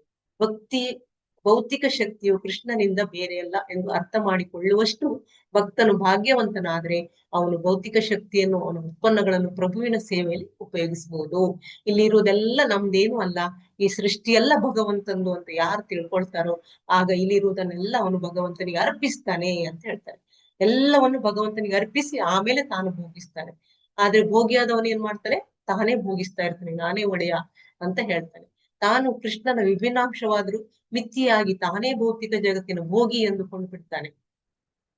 ಹೀಗೆ ಭೌತಿಕ ತೊಡಕಿನಲ್ಲಿ ಸಿಕ್ಕಿಕೊಂಡು ಅವನು ತನ್ನ ಭೌತಿಕ ಇರವನ್ನು ಮುಂದುವರಿಸುವಂತೆ ಭೌತಿಕ ಶಕ್ತಿಯ ಒತ್ತಡಕ್ಕೆ ಒಳಗಾಗ್ತಾನೆ. ಭಗವದ್ಗೀತೆಯು ಇದೇ ಮಾತನ್ನು ಹೇಳುತ್ತದೆ. ಭೌತಿಕ ಶಕ್ತಿಯು ಕರ್ಮವನ್ನು ಮಾಡುವಂತೆ ಜೀವಿಯನ್ನು ಬಲಾತ್ಕರಿಸಿದರೂ ಅವನು ತಾನು ಸರ್ವ ಸ್ವತಂತ್ರ ಮತ್ತು ಪರಮಭೋಗಿ ಎನ್ನುವ ಮಿಥ್ಯ ಭಾವನೆಗೆ ಒಳಗಾಗುತ್ತಾನೆ. ಭೌತಿಕ ಪ್ರಕೃತಿ ಅಂದ್ರೆ ಇವಳು ಮಾಯಿ, ನಮ್ಗೆ ಇಲ್ಲಿ ಈ ಕರ್ಮವನ್ನು ಮಾಡ್ಲಿಕ್ಕೆ ಅವಳೇ ಪ್ರಚೋದನೆ ಕೊಡುವಂತಹದ್ದು. ಅದನ್ನು ಅವನು ಒಂದು ಜ್ಞಾನ ಪಡ್ಕೊಂಡ್ರೆ ಅವನು ಅದನ್ನ ಮಾಡುದಿಲ್ಲ, ಅವನು ಕೃಷ್ಣ ಪ್ರಜ್ಞೆಯಲ್ಲಿ ಮಾಡ್ತಾನೆ. ಇಲ್ಲದ್ರೆ ತಾನೇ ಪರಮಭೋಗಿ ಅಂತ ಹೇಳ್ಕೊಂಡು ತಾನೇ ಕೆಲಸ ಮಾಡ್ತಾ ತಾನೇ ಭೋಗಿಸ್ತಾ ಇರ್ತಾನೆ ಅಂತ ಹೇಳ್ತಾನೆ. ದೇವಸ್ಥಾನದಲ್ಲಿ ಅರ್ಚ ವಿಗ್ರಹವು ಕೃಷ್ಣನೇ ಆದ ಸಚ್ಚಿದಾನಂದ ವಿಗ್ರಹ ಎಂದು ಏನೋ ಒಂದು ಬಂತು ಮಾತಾಜಿ. ಭಕ್ತನು ಸಂಪೂರ್ಣವಾಗಿ ಅರ್ಥ ಮಾಡಿಕೊಂಡರೆ ಅವನು ದೇವಾಲಯದ ಮೂರ್ತಿಗೆ ಅರ್ಪಿಸಿದ ಎಲ್ಲ ಏನೇನ್ ಸೇವೆ ಮಾಡ್ತಾನೆ ಅದು ದೇವರ ವಿಗ್ರಹ, ಅದು ಸಚ್ಚಿದಾನಂದ ವಿಗ್ರಹ ಅಂತ ನಾವು ತಿಳ್ಕೊಂಡ್ರೆ, ಅಲ್ಲಿ ಭಗವಂತ ಇದ್ದಾನೆ ಅಂತ ಅರ್ಥ ಮಾಡ್ಕೊಂಡ್ರೆ ನಾವು ಏನ್ ಸೇವೆ ಮಾಡಿದ್ರು ಕೂಡ ಅದು ಭಗವಂತನಿಗೆ ಅರ್ಪಿತವಾಗ್ತದೆ ಅಂತ ಹೇಳಿದ್ದಾರೆ. ಹಾಗೆ ದೇವಾಲಯದಲ್ಲಿ ಏನೇನ್ ಗೊತ್ತಿದೆ, ಅಡಿಗೆ ಮಾಡ್ತೇವೆ ನಾವು, ಆ ಭಗವಂತನ ಒಂದು ಅಡಿಗೆ ಕೋಣೆಯಲ್ಲಿ ಪ್ರಸಾದ ಸೇವಿಸುವಂತಹ ಪಾತ್ರೆಗಳು, ಆ ಅಡಿಗೆ ಕೋಣೆ, ಅದು ಸ್ಕ್ರಬ್ ಗುಡಿಸುವುದು, ಪ್ರತಿಯೊಂದು ಏನೇನಿದೆ ಅದೆಲ್ಲ ಭಗವಂತನಿಗೆ ಸಂಬಂಧಪಟ್ಟದ್ದು ಅಂತ ತಿಳ್ಕೊಳ್ಬೇಕು. ಅದರಿಂದ ಬೇರೆ ಅಲ್ಲ, ಎಲ್ಲವೂ ಕೃಷ್ಣನೇ ಅಂತ ತಿಳ್ಕೊಳ್ಬೇಕಂತೆ. ಆಚಾರ್ಯರು ವಿಧಿಸಿರುವ ವಿಧಿ ನಿಯಮಗಳನ್ನು ಅನುಸರಿಸಬೇಕು. ಹೀಗೆ ಈ ಭೌತಿಕ ಜೀವನದಲ್ಲಿ ಉತ್ತಮ ಮಾರ್ಗದಲ್ಲಿ ಕೃಷ್ಣ ಸಾಕ್ಷಾತ್ಕಾರವು ಸಾಧ್ಯ. ಅಂದ್ರೆ ನಾವು ಭೌತಿಕದಲ್ಲಿದ್ದು ಎಲ್ಲವೂ ಕೃಷ್ಣನೇ ಅಂತ ತಿಳ್ಕೊಂಡಾಗ ನಮ್ಗೆ ಆತ್ಮ ಸಾಕ್ಷಾತ್ಕಾರ ಖಂಡಿತ ಸಾಧ್ಯ. ಏಕಕಾಲದಲ್ಲಿ ಏಕತ್ವ ಮತ್ತು ಭಿನ್ನತೆಯ ತತ್ವಜ್ಞಾನವನ್ನು ಕೃಷ್ಣನಿಂದ ತಿಳಿದುಕೊಂಡು ಗೋಪಿಯರು ಸದಾ ಕೃಷ್ಣ ಪ್ರಜ್ಞೆಯಲ್ಲಿ ಇದ್ದರು. ಈ ಏಕತ್ವ ಮತ್ತು ಭಿನ್ನತೆ ಅದು ತಿಳ್ಕೊಳ್ತಾರೆ. ನಮ್ಗೆ ಮತ್ತೆ ಕೃಷ್ಣನಿಗೆ ಏನು ಏಕತ್ವ ಇದೆ, ಏನು ಭಿನ್ನತೆ ಇದೆ, ಇಷ್ಟೇ, ಬೇರೆ ಏನು ವ್ಯತ್ಯಾಸ ಇಲ್ಲ. ಗುಣದಲ್ಲಿ ನಾವು ಒಂದೇ, ಅವನು ಗಾತ್ರದಲ್ಲಿ ಅವನು ಸ್ವಲ್ಪ ದೊಡ್ಡವ. ಇದನ್ನೆಲ್ಲ ತಿಳ್ಕೊಳ್ತಾರೆ ಗೋಪಿಯರು, ಮತ್ತೆ ಭೌತಿಕ ಸೋಂಕಿನಿಂದ ಮುಕ್ತರಾಗ್ತಾರೆ ಅಂತ ಹೇಳ್ತಾರೆ. ತಾನೇ ಭೌತಿಕ ಜಗತ್ತಿನ ಭೋಗಿಯನ್ನು ಸುಳ್ಳಾಗಿ ಭೋಗಿಸುವ ಜೀವಿಯು, ಅವನಿಗೇನ್ ಹೇಳ್ತಾರಂತೆ, ಜೀವಿಯ ಪ್ರಜ್ಞೆಯನ್ನು ಜೀವಕೋಶ ಅಂತ ಕರೀತಾರೆ. ಅಂದ್ರೆ ಈ ಜೀವಿ ಒಂದು ಕೋಶದೊಳಗಿರ್ತದೆ. ಆ ಕೋಶ ಯಾವುದು? ಈ ಬಂಧನ, ಭೌತಿಕ ಪ್ರಪಂಚ. ಹೀಗೆ ಮಿಥ್ಯ ಅಹಂಕಾರದಲ್ಲಿ ಬಂಧನ ಗೋಪಿಯರಷ್ಟೇ ಅಲ್ಲದೆ ಬೇರೆ ಯಾರೇ ಆಗಲಿ ಕೃಷ್ಣನ ಉಪದೇಶಗಳನ್ನು ಅನುಸರಿಸಿದರೆ ಈ ಕೂಡಲೇ ಜೀವಕೋಶ ಬಂಧನದಿಂದ ನಾವು ಮುಕ್ತರಾಗ್ಬೋದು. ಗೋಪಿಯರು ಮಾತ್ರ ಅಲ್ಲ, ನಮ್ಗೆ ಸಹ ಮುಕ್ತರಾಗ್ಬೋದು, ಈ ಜೀವಕೋಶದಿಂದ ಹೊರಗೆ ಬರ್ಬೋದು ನೀವು ಅಂತ ಹೇಳ್ತಾರೆ. ಸಂಪೂರ್ಣ ಕೃಷ್ಣ ಪ್ರಜ್ಞೆಯಲ್ಲಿರುವವನು ಈ ಸದಾ ಮಿಥ್ಯ ಅಹಂಕಾರದಿಂದ ಮುಕ್ತನಾಗಿರ್ತಾನೆ. ಭಕ್ತರಾದವರು ಯಾವಾಗ್ಲೂ ಅವರು ಅಹಂಕಾರವೇ ಇರುವುದಿಲ್ಲ, ಅವರು ಮುಕ್ತರಾಗಿರ್ತಾರೆ, ಐಹಿಕ ಬಂಧನವೇ ಇರುವುದಿಲ್ಲ ಅವರಿಗೆ. ಅವನು ಎಲ್ಲವನ್ನು ಕೃಷ್ಣ ಸೇವೆಗಾಗಿ ಉಪಯೋಗಿಸ್ತಾನೆ, ಕೃಷ್ಣನಿಂದ ಯಾವಾಗಲೂ ಬೇರೆ ಆಗುವುದಿಲ್ಲ. ಗೋಪಿಯರು ಕೃಷ್ಣನ ಪ್ರಾರ್ಥನೆ ಮಾಡ್ತಾರೆ ಕೃಷ್ಣನ ಹತ್ರ. ಏನಂತ ಹೇಳಿದ್ರೆ, ಪ್ರಿಯ ಕೃಷ್ಣ, ಸೃಷ್ಟಿಕರ್ತನಾದ ಬ್ರಹ್ಮನು ನಿನ್ನಿಂದ ಹುಟ್ಟಿದ, ಇದರಿಂದ ಜನಿಸಿದ ಅವನು ನಾಭಿ ಕಮಲದಿಂದ. ನಿನ್ನ ಮಹಿಮೆಯನ್ನಾಗ್ಲಿ ಶ್ರೀಮಂತಿಗೆಯನ್ನಾಗ್ಲಿ ಯಾರು ಅರಿಯರು, ಯಾಕಂದ್ರೆ ಬ್ರಹ್ಮನಿಗೆ ಗೊತ್ತಿಲ್ಲ. ಅವನು ಹುಟ್ಟಿದಾಗ ಅವನಿಗೆ ಏನೇ ಗೊತ್ತಿರೋದಿಲ್ಲ, ಅವನ ನಂತರ ಎಲ್ಲರೂ ಬಂದಿರುವಂತದ್ದು. ಆದ್ರಿಂದ ಯಾರಿಗೂ ನಿನ್ನ ಮಹಿಮೆ ಶ್ರೀಮಂತಿಗೆ ಗೊತ್ತಿಲ್ಲ. ಅತಿ ಶ್ರೇಷ್ಠ ತತ್ವಜ್ಞಾನಿಗಳಿಗೂ ಎಲ್ಲ ಯೋಗ ಶಕ್ತಿಯ ಪ್ರಭುಗಳಿಗೂ ನಿಗೂಢವಾಗಿ ಉಳಿದಿದೆ. ಅಂದ್ರೆ ಯಾರಿಗೂ ಗೊತ್ತಿಲ್ಲ, ಇದು ಒಂದು ರಹಸ್ಯವಾಗಿ ಉಳಿದ್ಬಿಟ್ಟಿದೆ ಅಂತ ಹೇಳ್ತಾರೆ. ಭೌತಿಕ ಅಸ್ತಿತ್ವ ಕತ್ತಲೆ ಬಾವಿಯಲ್ಲಿ ಬಿದ್ದ ಬದ್ಧ ಜೀವಿಯು ಸುಲಭವಾಗಿ ಕೃಷ್ಣನ ಚರಣ ಕಮಲಗಳಲ್ಲಿ ಆಶ್ರಯ ಪಡೆಯಬಹುದು. ನೋಡಿ, ಯಾರೇ ಒಂದು ಜ್ಞಾನ ಇಲ್ಲದ ವ್ಯಕ್ತಿ ಕೂಡ ಕೃಷ್ಣನ ಚರಣ ಕಮಲ ಆಶ್ರಯ ಪಡೆಯಬಹುದು. ಹೀಗೆ ಅದರ ಉದ್ಧಾರವು ನಿಶ್ಚಿತವಾಗಿದೆ. ಅವನು ಯಾರು ಭಗವಂತನ ಪಾದ ಕಮಲಗಳಿಗೆ ಬೀಳ್ತಾನೆ, ಖಂಡಿತ ಅವನ ಉದ್ಧಾರ ಆಗ್ತದೆ. ಗೋಪಿಯರು ಹೀಗೆ ಮುಂದುವರಿಸ್ತಾರೆ, ಕೃಷ್ಣ, ನಾವು ನಮ್ಮ ಸಂಸಾರದಲ್ಲಿ ತೊಡಗ್ತೇವೆ, ಆದ್ರೆ ಒಂದು ನೀನು ನಮ್ಗೆ ಅನುಗ್ರಹ ಮಾಡ್ಬೇಕು, ನೀನು ನನ್ನ ಹೃದಯದಲ್ಲಿ ಸೂರ್ಯನಂತೆ ಬಂದು ಸದಾ ನೆಲೆಸಬೇಕು ಅಂತ ಹೇಳ್ತಾರೆ. ನೆಕ್ಸ್ಟ್ ಅವರ ಪ್ರೇಯರ್ ಅದು, ಗೋಪಿಯರದ್ದು. ಗೋಪಿಯರಿಗೆ ಸಂಪೂರ್ಣ ಕೃಷ್ಣ ಪ್ರಜ್ಞೆ ಇರ್ತದೆ, ಅವ್ರು ಯಾವಾಗಲೂ ಕೃಷ್ಣ ಪ್ರಜ್ಞೆಯಲ್ಲಿ ಇರ್ತಾರೆ. ಒಂದು ಕ್ಷಣ ಕೂಡ ಈ ಕೃಷ್ಣನನ್ನು ಮರೆತಿರುವುದಿಲ್ಲ. ಆದ್ರಿಂದ ಅವರು ಮುಕ್ತ ಆತ್ಮಗಳು. ಬೃಂದಾವನದಲ್ಲಿ ಗೃಹ ಕೃತ್ಯದಲ್ಲಿ ತೊಡಗಿರುವಂತೆ ಕಾಣ್ತಾರೆ. ಅಂದ್ರೆ ಅವರವರ ಕೆಲಸವನ್ನು ಮಾಡ್ತಾ ಇರ್ತಾರೆ, ಗಂಡ ಹೆಂಡತಿ ಅದನ್ನೆಲ್ಲ ನೋಡ್ತಾ ಇರ್ತಾರೆ. ಅದೆಲ್ಲ ನಟನೆ ಅಂತ ಹೇಳ್ತಾ ಇದ್ದಾರೆ. ತಾವು ದೀರ್ಘಕಾಲ ವಿರಹದಲ್ಲಿದ್ದರೂ ಬೃಂದಾವನ ನಿವಾಸಿಗಳಾದ ಗೋಪಿಯರಿ ಕೃಷ್ಣನೊಂದಿಗೆ ಅವನ ರಾಜಧಾನಿ ದ್ವಾರಕಕ್ಕೆ ಹೋಗುವುದರಲ್ಲಿ ಆಸಕ್ತಿ ಇಲ್ಲ. ಗೋಪಿಯರಿಗೆ ಯಾರಿಗೂ ಸಹ ಈ ದ್ವಾರಕದಲ್ಲಿ ನಿಲ್ಲಿಕ್ಕೆ ಇಷ್ಟ ಇಲ್ಲ. ಯಾಕಂದ್ರೆ ಅವನ ಆ ರಾಜ ಪೋಷಾಕ ಡ್ರೆಸ್ ಇರ್ತದಲ್ವಾ, ಅದು ಅವ್ರಿಗೆ ಇಷ್ಟ ಇಲ್ಲ. ಇದು ಶ್ರೀಮಂತಿಕೆ ಎಲ್ಲ ಅವರಿಗೆ ಯಾವಾಗಲೂ ಬೃಂದಾವನದ ಆ ಗೋಪ ಬಾಲಕನಾದ ಕೃಷ್ಣನೇ ಬೇಕಾಗಿರುವಂತದ್ದು. ಕೊಳಲಿದ್ದುಕೊಂಡು ನವಿಲುಗರಿ ಹಾಕೊಂಡು ಗೋವುಗಳನ್ನು ರಕ್ಷಣೆ ಮಾಡುವಂತಹ ಆ ಕೃಷ್ಣನೇ ಅವರಿಗೆ ಬೇಕಾಗಿರುತ್ತದೆ. ಕೆಲಸ ಕಾರ್ಯಗಳಲ್ಲಿ ತೊಡಗಿದ್ದು ತಮ್ಮ ಬದುಕಿನ ಪ್ರತಿಯೊಂದು ಹೆಜ್ಜೆಯಲ್ಲಿಯೂ ಕೃಷ್ಣನ ಪ್ರೊಮ್ಮಡನೆ ಇರುವುದನ್ನು ಅವರು ಅನುಭವಿಸಲು ಬಯಸಿದರು. ಅಂದ್ರೆ ಅವ್ರು ಏನ್ ಮಾಡ್ತಾರೆ, ಈಗ ಕೃಷ್ಣನೆಲ್ಲ ಮಾತು ಕೇಳಿದರೆ ಅವರಿಗೆ ಗೊತ್ತಾಗ್ತದೆ ಕೃಷ್ಣ ನಮ್ಮೊಟ್ಟಿಗಿದ್ದಾನೆ ಅಂತ ಹೇಳಿ. ಪ್ರತಿಯೊಂದು ಹೆಜ್ಜೆಯಲ್ಲೂ ಕೃಷ್ಣನನ್ನು ಇರುವುದನ್ನು ಅವರು ಅನುಭವಿಸ್ತಾರೆ. ಬೃಂದಾವನಕ್ಕೆ ಹಿಂದಿರುಗುವಂತೆ ಮಹಾಪ್ರಭುಗಳ ಉಪದೇಶದ ಕೃಷ್ಣನನ್ನು ಕೂಡಲೇ ಆಹ್ವಾನ ಮಾಡ್ತಾರೆ ಅವ್ರು. ನೀನು ಬಾ ಬೃಂದಾವನಕ್ಕೆ ಅಂತ ಕರ್ಕೊಂಡು ಹೋಗುದಿಲ್ಲ, ಅವ್ರು ವೈಯಕ್ತಿಕವಾಗಿ ಕರ್ಕೊಂಡು ಹೋಗುದಿಲ್ಲ, ಮಾನಸಿಕವಾಗಿ ಅವರನ್ನು ಕರ್ಕೊಂಡು ಹೋಗ್ತಾರೆ. ಹೇಗಂತ ಹೇಳಿದ್ರೆ ಒಂದು ರಥಯಾತ್ರೆ ಮಾಡ್ತಾರೆ. ರಥಯಾತ್ರೆಯಲ್ಲಿ ಕೃಷ್ಣನನ್ನು ನಾವು ಕರ್ಕೊಂಡು ಹೋಗ್ತಾ ಇದ್ದೇವೆ ಬೃಂದಾವನಕ್ಕೆ ಅಂತ ಹೇಳ್ಕೊಂಡು ಅವರು ಇದು ಮಾಡುವಂಥದ್ದು. ಗೋಪಿಯರ ಈ ದಿವ್ಯ ಭಾವವು ಚೈತನ್ಯ ಮಹಾಪ್ರಭುಗಳ ಉಪದೇಶದ ಮೂಲ ತತ್ವ. ಚೈತನ್ಯ ಮಹಾಪ್ರಭುಗಳು ನಡೆಸುತ್ತಿದ್ದ ರಥಯಾತ್ರೆಯ ಹಬ್ಬವು ಕೃಷ್ಣನನ್ನು ಬೃಂದಾವನಕ್ಕೆ ಹಿಂದಕ್ಕೆ ಕರೆದುಕೊಂಡು ಹೋಗುವ ಪ್ರಕ್ರಿಯೆ. ರಥಯಾತ್ರೆ ಮಾಡ್ತಾರಲ್ವಾ, ಜಗನ್ನಾಥ ರಥಯಾತ್ರೆ, ಇದು ಉದ್ದೇಶ ಅದೇ, ಕೃಷ್ಣನನ್ನು ಕುರುಕ್ಷೇತ್ರದಿಂದ ಬೃಂದಾವನಕ್ಕೆ ಕರ್ಕೊಂಡು ಹೋಗುವಂತದ್ದು. ಅಂದ್ರೆ ಅವ್ರಿಗೀಗ ಗೊತ್ತಾಗಿದೆ ನಮ್ಮ ಎಲ್ಲದರಲ್ಲಿ ಕೃಷ್ಣ ಇದ್ದಾನೆ, ನಮ್ಮ ಜೊತೆನೇ ಇದ್ದಾನೆ ಅನ್ನುವಂಥದ್ದು. ಹಾಗೆ ಅವರು ಮಾನಸಿಕವಾಗಿ ಅವನನ್ನು ಕರ್ಕೊಂಡು ಹೋಗ್ತಾರೆ. ವೈಯಕ್ತಿಕವಾಗಿ ಹೋಗುದಿಲ್ಲ, ಮಾನಸಿಕವಾಗಿ ಕರ್ಕೊಂಡು ಹೋಗ್ತಾರೆ. ಇದು ರಥಯಾತ್ರೆಯ ಒಂದು ಮಹತ್ವ. ರಾಜ್ಯ ವೈಭವದಲ್ಲಿ ಕೃಷ್ಣನ ಸಹವಾಸವನ್ನು ಸವಿಯಲು ದ್ವಾರಕೆಗೆ ಹೋಗಲು ಶ್ರೀಮತಿ ರಾಧಾರಾಣಿ ಕೂಡ ನಿರಾಕರಿಸ್ತಾಳೆ. ಅವಳಿಗೂ ಕೂಡ ಇಷ್ಟ ಇಲ್ಲ. ಆದ್ರೆ ಮೂಲ ಬೃಂದಾವನದ ಆವರಣದಲ್ಲಿ ಅವನ ಸಹವಾಸವನ್ನು ಸವಿಯಲು ಬಯಸ್ತಾಳೆ. ಅವಳು ಯಾವಾಗ್ಲೂ ಬೃಂದಾವನದಲ್ಲೇ ಇರ್ಲಿಕ್ಕೆ ಇಷ್ಟಪಡ್ತಾಳೆ. ಗೋಪಿಯರಲ್ಲಿ ಗಾಢವಾದ ಅನುರಕ್ತಿ ಇರುವ ಕೃಷ್ಣನು ಬೃಂದಾವನದಿಂದ ಹೋಗುವುದೇ ಇಲ್ಲ. ಗೋಪಿಯರು ಮತ್ತು ಬೃಂದಾವನದ ಇತರ ನಿವಾಸಿಗಳು ಕೃಷ್ಣ ಪ್ರಜ್ಞೆಯಲ್ಲಿ ತೃಪ್ತಿಯನ್ನು ಪಡೆಯುತ್ತಾರೆ. ಈಗಲೂ ಕೂಡ ಬೃಂದಾವನದಲ್ಲಿ ಶ್ರೀಕೃಷ್ಣನ ರಾಸಲೀಲೆ ನಡೀತಾ ಇದೆ, ಬಾಲ್ಯ ಲೀಲೆಗಳು ಕೂಡ ರಾತ್ರಿಯಲ್ಲಿ ನಡೀತಾ ಇದೆ ಅಂತ ಹೇಳ್ತಾರೆ. ಅಲ್ಲಿ ಋಷಿ ಮುನಿಗಳು ಎಲ್ಲ ಈ ಚಾತುರ್ಮಾಸದಲ್ಲೆಲ್ಲ ಬಂದು ಅಲ್ಲಿ ಕುಟೀರ ಹಾಕೊಂಡಿರ್ತಾರೆ, ಅವರೆಲ್ಲ ಅದನ್ನು ಕಂಡಿರ್ತಾರೆ ಅಂತ ಹೇಳ್ತಾರೆ. ಅದ್ರಿಂದ ಇದೆಲ್ಲ ಕೃಷ್ಣ ಯಾವಾಗ್ಲೂ ಬೃಂದಾವನ ಬಿಟ್ಟು ಹೋಗುದಿಲ್ಲ. ಹರೇ ಕೃಷ್ಣ. ಕೃಷ್ಣ ಬಲರಾಮರು ಬೃಂದಾವನ ವಾಸಿಯರನ್ನು ಭೇಟಿಯಾದದ್ದು ಎಂಬ 81ನೇ ಅಧ್ಯಾಯದ ಭಕ್ತಿ ವೇದಾಂತ ಭಾವಾರ್ಥವು ಇಲ್ಲಿಗೆ ಮುಗಿಯಿತು. ಆದ್ರಿಂದ ನಾವೇನ್ ಮಾಡ್ಬೇಕು, ಕೃಷ್ಣನಲ್ಲಿ ಯಾವಾಗ್ಲೂ ಪ್ರೀತಿ ಮತ್ತು ಭಕ್ತಿಪೂರ್ವಕ ಸೇವೆಯನ್ನು ಮಾಡ್ಬೇಕು, ಅದು ಮುಕ್ತಿಗೆ ದಾರಿಯಾಗ್ತದೆ ಅಂತ ತಿಳ್ಕೊಂಡೆವು. ಈಗ ಕೃಷ್ಣನ ರಾಣಿಯರು ಮತ್ತು ದ್ರೌಪದಿಯ ಸಮಾಗಮ. ಇವ್ರು ಪ್ರವೀಣ ಮಾತಾಜಿ ಇಲ್ವಾ? ಯಾರು ನೆನೆ ಲಾಸ್ಟ್ ಓದಿದ್ದು? ನಾಗವೇಣಿ ಮಾತಾಜಿ. ಇದು ಕೂಡ ಕುರುಕ್ಷೇತ್ರದಲ್ಲಿಯೇ. ಇದು ಕುರುಕ್ಷೇತ್ರದಲ್ಲಿ ಅವರೆಲ್ಲ ರಾಜರನ್ನೆಲ್ಲ ಇದು ಮಾಡ್ತಾರೆ, ಮಾತಾಡ್ತಾ ಇರ್ತಾರೆ. ಆಗ ಇವರು ರಾಣಿಯರು ಸಿಗುವಂತದ್ದು, ಅವರು ಮಾತಾಡುವಂತದ್ದು ದ್ರೌಪದಿಯ ಜೊತೆ. ಹರೇ ಕೃಷ್ಣ. ಓದಿ ಮಾತಾಜಿ. ಲಕ್ಷ್ಮೀ ಮಾತಾಜಿ ಓದಿದ್ದು ಲಾಸ್ಟ್. ತುಂಬಾ ಚೆನ್ನಾಗಿದೆ ಕಥೆಗಳು. ಲಕ್ಷ್ಮೀ PM ಓದಿದ್ರಲ್ವಾ? ಹೌದು ಮಾತಾಜಿ. ನೆಕ್ಸ್ಟ್ ನಾನೇ ಓದ್ಬೇಕು, ಒಂದ್ ಪ್ಯಾರ ಓದ್ತೀನಿ. ಓದಿ ಮಾತಾಜಿ. ಕೃಷ್ಣನ ರಾಣಿಯರು ಮತ್ತು ದ್ರೌಪದಿಯ ಸಮಾಗಮ.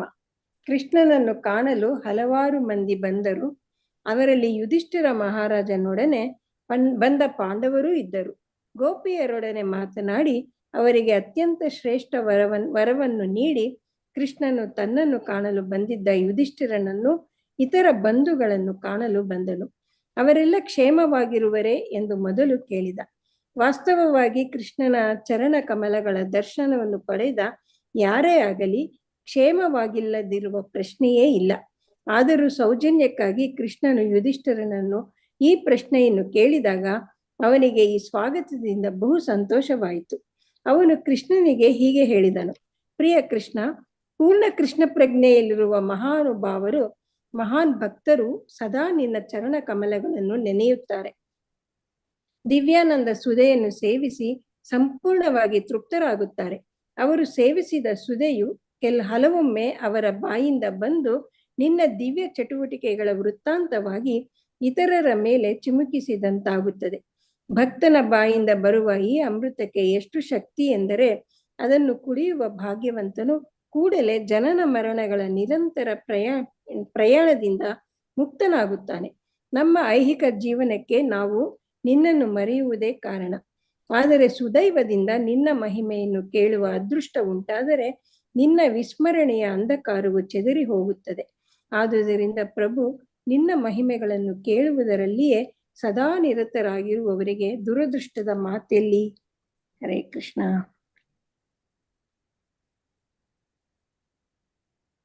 ಲತಾ BS ಮಾತಾಜಿ ಓದ್ತೀರಾ? ಹಾ ಮಾತಾಜಿ, ಓದ್ತೇನೆ ಮಾತಾಜಿ. ಹರೇ ಕೃಷ್ಣ ಮಾತಾಜಿ.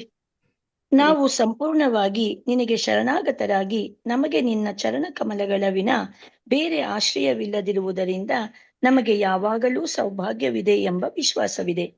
ಪ್ರಿಯ ಪ್ರಭುವೆ, ನೀನು ಅಮಿತ ಜ್ಞಾನಾನಂದಗಳ ಸಾಗರನು. ಮನಸ್ಸಿನ ವ್ಯಾಪಾರಗಳ ಮಿಥ್ಯ ಸೃಷ್ಟಿಯ ಪರಿಣಾಮವೆಂದರೆ ಜಾಗೃತಿ, ನಿದ್ರೆ ಮತ್ತು ಸುಷುಪ್ತಿ. ಭೌತಿಕ ಜೀವನದ ಈ 3 ಅಲ್ಪಕಾಲದ ಘಟ್ಟಗಳಲ್ಲಿ ಬದುಕುವವರು. ಆದರೆ ಕೃಷ್ಣ ಪ್ರಜ್ಞೆಯಲ್ಲಿ ಈ ಸ್ಥಿತಿಗಳು ಇರುವಂತಿಲ್ಲ. ಕೃಷ್ಣ ಪ್ರಜ್ಞೆಯ ಅನುಸರಣೆಯಿಂದ ಇಂತಹ ಪ್ರತಿಕ್ರಿಯೆಗಳೆಲ್ಲ ಇಲ್ಲವಾಗುತ್ತವೆ. ಮುಕ್ತರಾದವರೆಲ್ಲರ ಕಟ್ಟಕಡೆಯ ಗುರಿ ನೀನು. ನಿನ್ನ ಅಂತರ್ಶಕ್ತಿಯನ್ನು, ಯೋಗಮಾಯೆಯನ್ನು ಬಳಸಿ ನಿನ್ನ ಸ್ವತಂತ್ರ ಸಂಕಲ್ಪದಿಂದ ನೀನು ಭೂಮಿಗೆ ಇಳಿದು ಬಂದಿದ್ದೀಯೆ. ಜೀವನದ ವೈದಿಕ ತತ್ವಗಳನ್ನು ಮತ್ತೆ ಸ್ಥಾಪಿಸುವುದಕ್ಕಾಗಿ ನೀನು ಸಾಮಾನ್ಯ ಮನುಷ್ಯನಂತೆ ಕಾಣಿಸಿಕೊಂಡಿದ್ದೀಯೆ. ನೀನು ಪರಮ ಪುರುಷನು. ಆದುದರಿಂದ ನಿನಗೆ ಶರಣಾಗತನಾದವನಿಗೆ ದುರಾದೃಷ್ಟ ಎನ್ನುವುದೇ ಇಲ್ಲ. ಹಲವು ಬಗೆಯ ಸಂದರ್ಶಕರನ್ನು ಭೇಟಿ ಮಾಡುವುದರಲ್ಲಿ ನಿರತನಾಗಿದ್ದ ಮತ್ತು ಅವರು ಪ್ರಭುವಿಗೆ ಪ್ರಾರ್ಥನೆಗಳನ್ನು ಅರ್ಪಿಸುವುದರಲ್ಲಿ ತೊಡಗಿದ್ದಾಗ ಕುರುವಂಶ ಮತ್ತು ಯದುವಂಶಗಳ ಸ್ತ್ರೀಯರು ಭೇಟಿಯಾಗಿ ಕೃಷ್ಣನ ದಿವ್ಯ ಲೀಲೆಗಳನ್ನು ಕುರಿತು ಮಾತನಾಡಲು ಈ ಅವಕಾಶವನ್ನು ಬಳಸಿಕೊಂಡರು. ದ್ರೌಪದಿಯು ಕೃಷ್ಣನ ಪತ್ನಿಯರಿಗೆ ಮೊಟ್ಟ ಮೊದಲನೆಯ ಪ್ರಶ್ನೆಯನ್ನು ಕೇಳಿದಳು. ಅವಳು ಹೀಗೆಂದಳು: ನನ್ನ ಪ್ರೀತಿಯ ರುಕ್ಮಿಣಿ, ಭದ್ರ, ಜಾಂಬವತಿ, ಸತ್ಯ, ಸತ್ಯಭಾಮ, ಕಾಳಿಂದಿ, ಶೈಬ್ಯ, ಲಕ್ಷ್ಮಣ, ರೋಹಿಣಿ ಮತ್ತು ಕೃಷ್ಣನ ಎಲ್ಲ ಇತರ ಪತ್ನಿಯರೇ, ದೇವೋತ್ತಮ ಪರಮಪುರುಷನಾದ ಕೃಷ್ಣನು ನಿಮ್ಮನ್ನು ಪತ್ನಿಯರೆಂದು ಸ್ವೀಕರಿಸಿ ಸಾಮಾನ್ಯ ಮನುಷ್ಯರು ಆಚರಿಸುವ ವಿವಾಹ ವಿಧಿಗಳಿಗೆ ಅನುಗುಣವಾಗಿ ನಿಮ್ಮನ್ನು ಮದುವೆಯಾದದ್ದು ಹೇಗೆ? ದಯವಿಟ್ಟು ನನಗೆ ಹೇಳುತ್ತೀರಾ? ಹರೇ ಕೃಷ್ಣ ಹರೇ ಮಾತಾಜಿ. ಕೃಷ್ಣ. ಧನ್ಯವಾದ ಧನ್ಯವಾದಗಳು ಮಾತಾಜಿ. ಹರೇ ಕೃಷ್ಣ. ಹರೇ ಮಂಜುಳಾ ಮಾತಾಜಿ. ಹರೇ ಕೃಷ್ಣ. ಮಾತಾಜಿ, ನಾನು ಓದೋದ್ ಕೇಳಿದ್ರೆ ಓದ್ತೀನಿ ಮಾತಾಜಿ. ಕೇಳಿಸಲ್ಲ ಅಂತ ಹೇಳಿಲ್ಲ ನಂಗೆ. ಕೇಳಿಸಿದ್ರೆ ಹೇಳಿ ಮಾತಾಜಿ ಅಷ್ಟೇ. ಯಾರು? ಕಮಲಾ ಎಸ್ ಭಟ್. ನನ್ನ ಸರ್ದಿ ಬಂದ್ಮೇಲೆ ಹೇಳಿ ಓ, ಮಾತಾಜಿ. ನೀವು ಸಾರಿ ಅನ್ಮ್ಯೂಟ್ ಮಾಡಿದೀರಾ? ನಂಗೆ ನೀವು ಕಾಣಿಸಿಲ್ಲ. ಓದಿ ಮಾತಾಜಿ. ನಮ್ ಸರ್ದಿ ಬಂದಾಗ ಹೇಳಿ, ಹಾಗೇನಿಲ್ಲ. ಹೌದಾ? ಕೆ ಇಂದ ಎಲ್ಲ ಹೊರಟೋಗಿದೀವಲ್ಲ. ಹಾ, ನಿಮ್ ನೆನ್ನೆ ಕರೀಲಿಲ್ವಾ? ಇಲ್ಲ, 2-3 ದಿನದಿಂದ ಅಂದ್ರೆ ನಂದು ಓದಿ ಕೇಳ್ತಾ ಓದಿ ಇರ್ಲಿಲ್ಲ. ಓದಿ ಆಗ ಮಾತಾಜಿ. ಕರ್ದಿಲ್ಲ. ಓದಿ. ಈ ಪ್ರಶ್ನೆಗೆ ಪಟ್ಟದರಸಿಯಾದ ರುಕ್ಮಿಣಿಯು ಹೀಗೆ ಹೇಳಿದಳು: ಪ್ರಿಯ ದ್ರೌಪದಿ, ಜರಾಸಂಧ ಮತ್ತಿತರ ರಾಜರುಗಳು ನಾನು ಶಿಶುಪಾಲ ಮಹಾರಾಜನನ್ನು ಮದುವೆಯಾಗಬೇಕೆಂದು ಅಪೇಕ್ಷಿಸುತ್ತಾರೆ ಎನ್ನುವುದು ಆಗಲೇ ನಿರ್ಧಾರವಾಗಿದ್ದ ಸಂಗತಿ. ಎಂದಿನಂತೆ ನನ್ನ ಮದುವೆ ವೇಳೆಯಲ್ಲಿ ಮದುವೆಯನ್ನು ತಡೆಯುವ ಯಾವ ಪ್ರತಿಸ್ಪರ್ಧಿಯೊಂದಿಗಾದರೂ ಯುದ್ಧ ಮಾಡಲು ಅಲ್ಲಿದ್ದ ರಾಜರುಗಳೆಲ್ಲ ಅಸ್ತ್ರಸನ್ನದ್ಧರಾಗಿದ್ದರು. ಆದರೆ ಸಿಂಹವು ಮಂದೆಯಿಂದ ಕುರಿಮರಿಯನ್ನು ಎತ್ತಿಕೊಂಡು ಹೋಗುವ ಹಾಗೆ ದೇವೋತ್ತಮ ಪರಮಪುರುಷನು ನನ್ನನ್ನು ಅಪಹರಿಸಿದ. ಕೃಷ್ಣನ ಮಟ್ಟಿಗೆ ಇದೇನೂ ಆಶ್ಚರ್ಯದ ಸಂಗತಿಯಲ್ಲ. ಏಕೆಂದರೆ ಈ ಜಗತ್ತಿನಲ್ಲಿ ತಾನು ದೊಡ್ಡ ವೀರನೆಂದು, ಮಹಾರಾಜನೆಂದು ಹೇಳಿಕೊಳ್ಳುವ ಯಾರೇ ಆಗಲಿ ಕೃಷ್ಣನ ಚರಣ ಕಮಲಗಳಿಗೆ ಅಧೀರರು. ಎಲ್ಲ ಅರಸರು ಕೃಷ್ಣನ ಚರಣ ಕಮಲಗಳನ್ನು ತಮ್ಮ ಕಿರೀಟಗಳಿಂದ ಸ್ಪರ್ಶಿಸುತ್ತಾರೆ. ಪ್ರಿಯ ದ್ರೌಪದಿ, ಎಲ್ಲ ಆನಂದ ಮತ್ತು ಸೌಂದರ್ಯಗಳ ಆಗರನಾದ ಕೃಷ್ಣನ ಸೇವೆಯಲ್ಲಿ ಜನ್ಮ ಜನ್ಮಾಂತರಗಳಲ್ಲಿಯೂ ನಿರತಳಾಗಿರಬೇಕೆಂದು ನನ್ನ ನಿರಂತರ ಹಂಬಲ. ನನ್ನ ಬದುಕಿನಲ್ಲಿ ಇದೊಂದೇ ಅಪೇಕ್ಷೆ, ಇದೊಂದೇ ಆಕಾಂಕ್ಷೆ. ಅನಂತರ ಸತ್ಯಭಾಮೆಯು ಮಾತನಾಡಲು ಪ್ರಾರಂಭಿಸಿದಳು. ಅವಳು ಹೀಗೆಂದಳು: ಪ್ರಿಯ ದ್ರೌಪದಿ, ತನ್ನ ಸೋದರ ಪ್ರಸೇನನ ಸಾವಿನ ನಂತರ ನನ್ನ ತಂದೆಗೆ ಬಹು ದುಃಖವಾಗಿತ್ತು. ನನ್ನ ತಂದೆಯ ಸೋದರನನ್ನು ಕೊಂದು ಸ್ಯಮಂತಕಮಣಿಯನ್ನು ಕದ್ದನೆಂದು ಅವನು ಕೃಷ್ಣನ ಮೇಲೆ ಸುಳ್ಳು ಆಪಾದನೆಯನ್ನು ಮಾಡಿದನು. ವಾಸ್ತವವಾಗಿ ಅದನ್ನು ಜಾಂಬವಂತನೂ ತೆಗೆದುಕೊಂಡಿದ್ದನು. ತನ್ನ ನಿರ್ಮಲ ಚಾರಿತ್ರ್ಯವನ್ನು ಸ್ಥಾಪಿಸುವುದಕ್ಕೋಸ್ಕರ ಕೃಷ್ಣನು ಜಾಂಬವಂತನೊಂದಿಗೆ ಹೋರಾಡಿ ಸಮಂತಕಮಣಿಯನ್ನು ಉಳಿಸಿದ. ಅನಂತರ ಅದನ್ನು ನನ್ನ ತಂದೆಗೆ ಕೊಟ್ಟ. ಕೃಷ್ಣನು ತನ್ನ ಸೋದರನನ್ನು ಕೊಂದನೆಂದು ಆಪಾದನೆ ಮಾಡಿದ್ದಕ್ಕಾಗಿ ನನ್ನ ತಂದೆಗೆ ಬಹು ನಾಚಿಕೆ ಆಯಿತು, ಬಹು ದುಃಖವಾಯಿತು. ಸಮಂತಕಮಣಿಯನ್ನು ಹಿಂದಕ್ಕೆ ಪಡೆದ ನಂತರ ಅವನು ತನ್ನ ತಪ್ಪನ್ನು ಸರಿಪಡಿಸಬೇಕೆಂದು ಯೋಚಿಸಿದನು.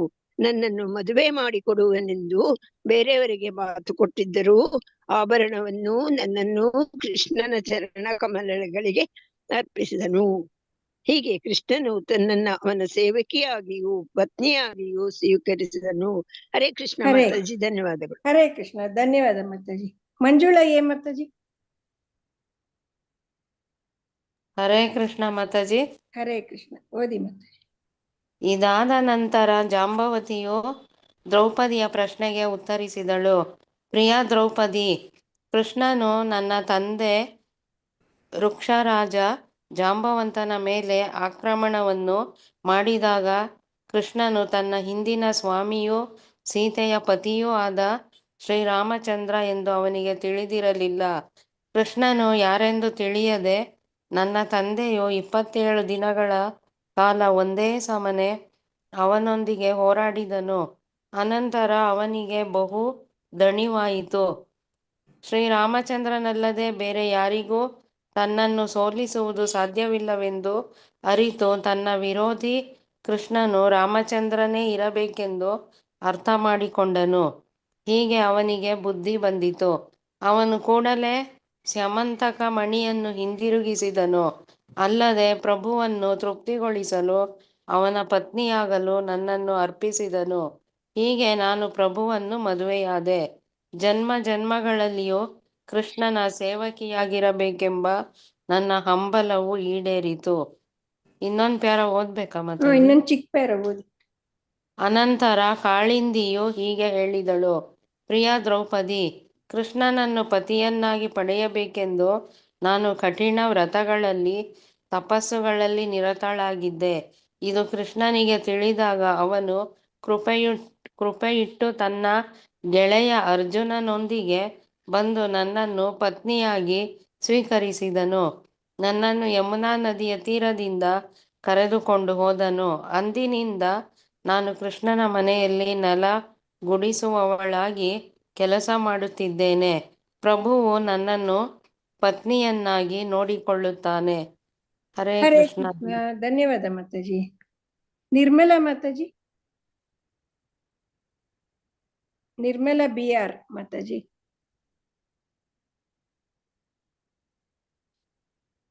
ಪದ್ಮಾವತಿ ಓದ್ತೀನಿ ಮಾತಾಜಿ.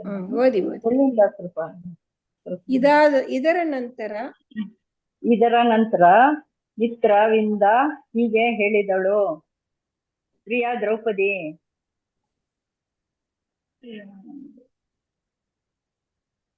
ಏನಾಯ್ತು? ಹೊರಟೋಯ್ತು.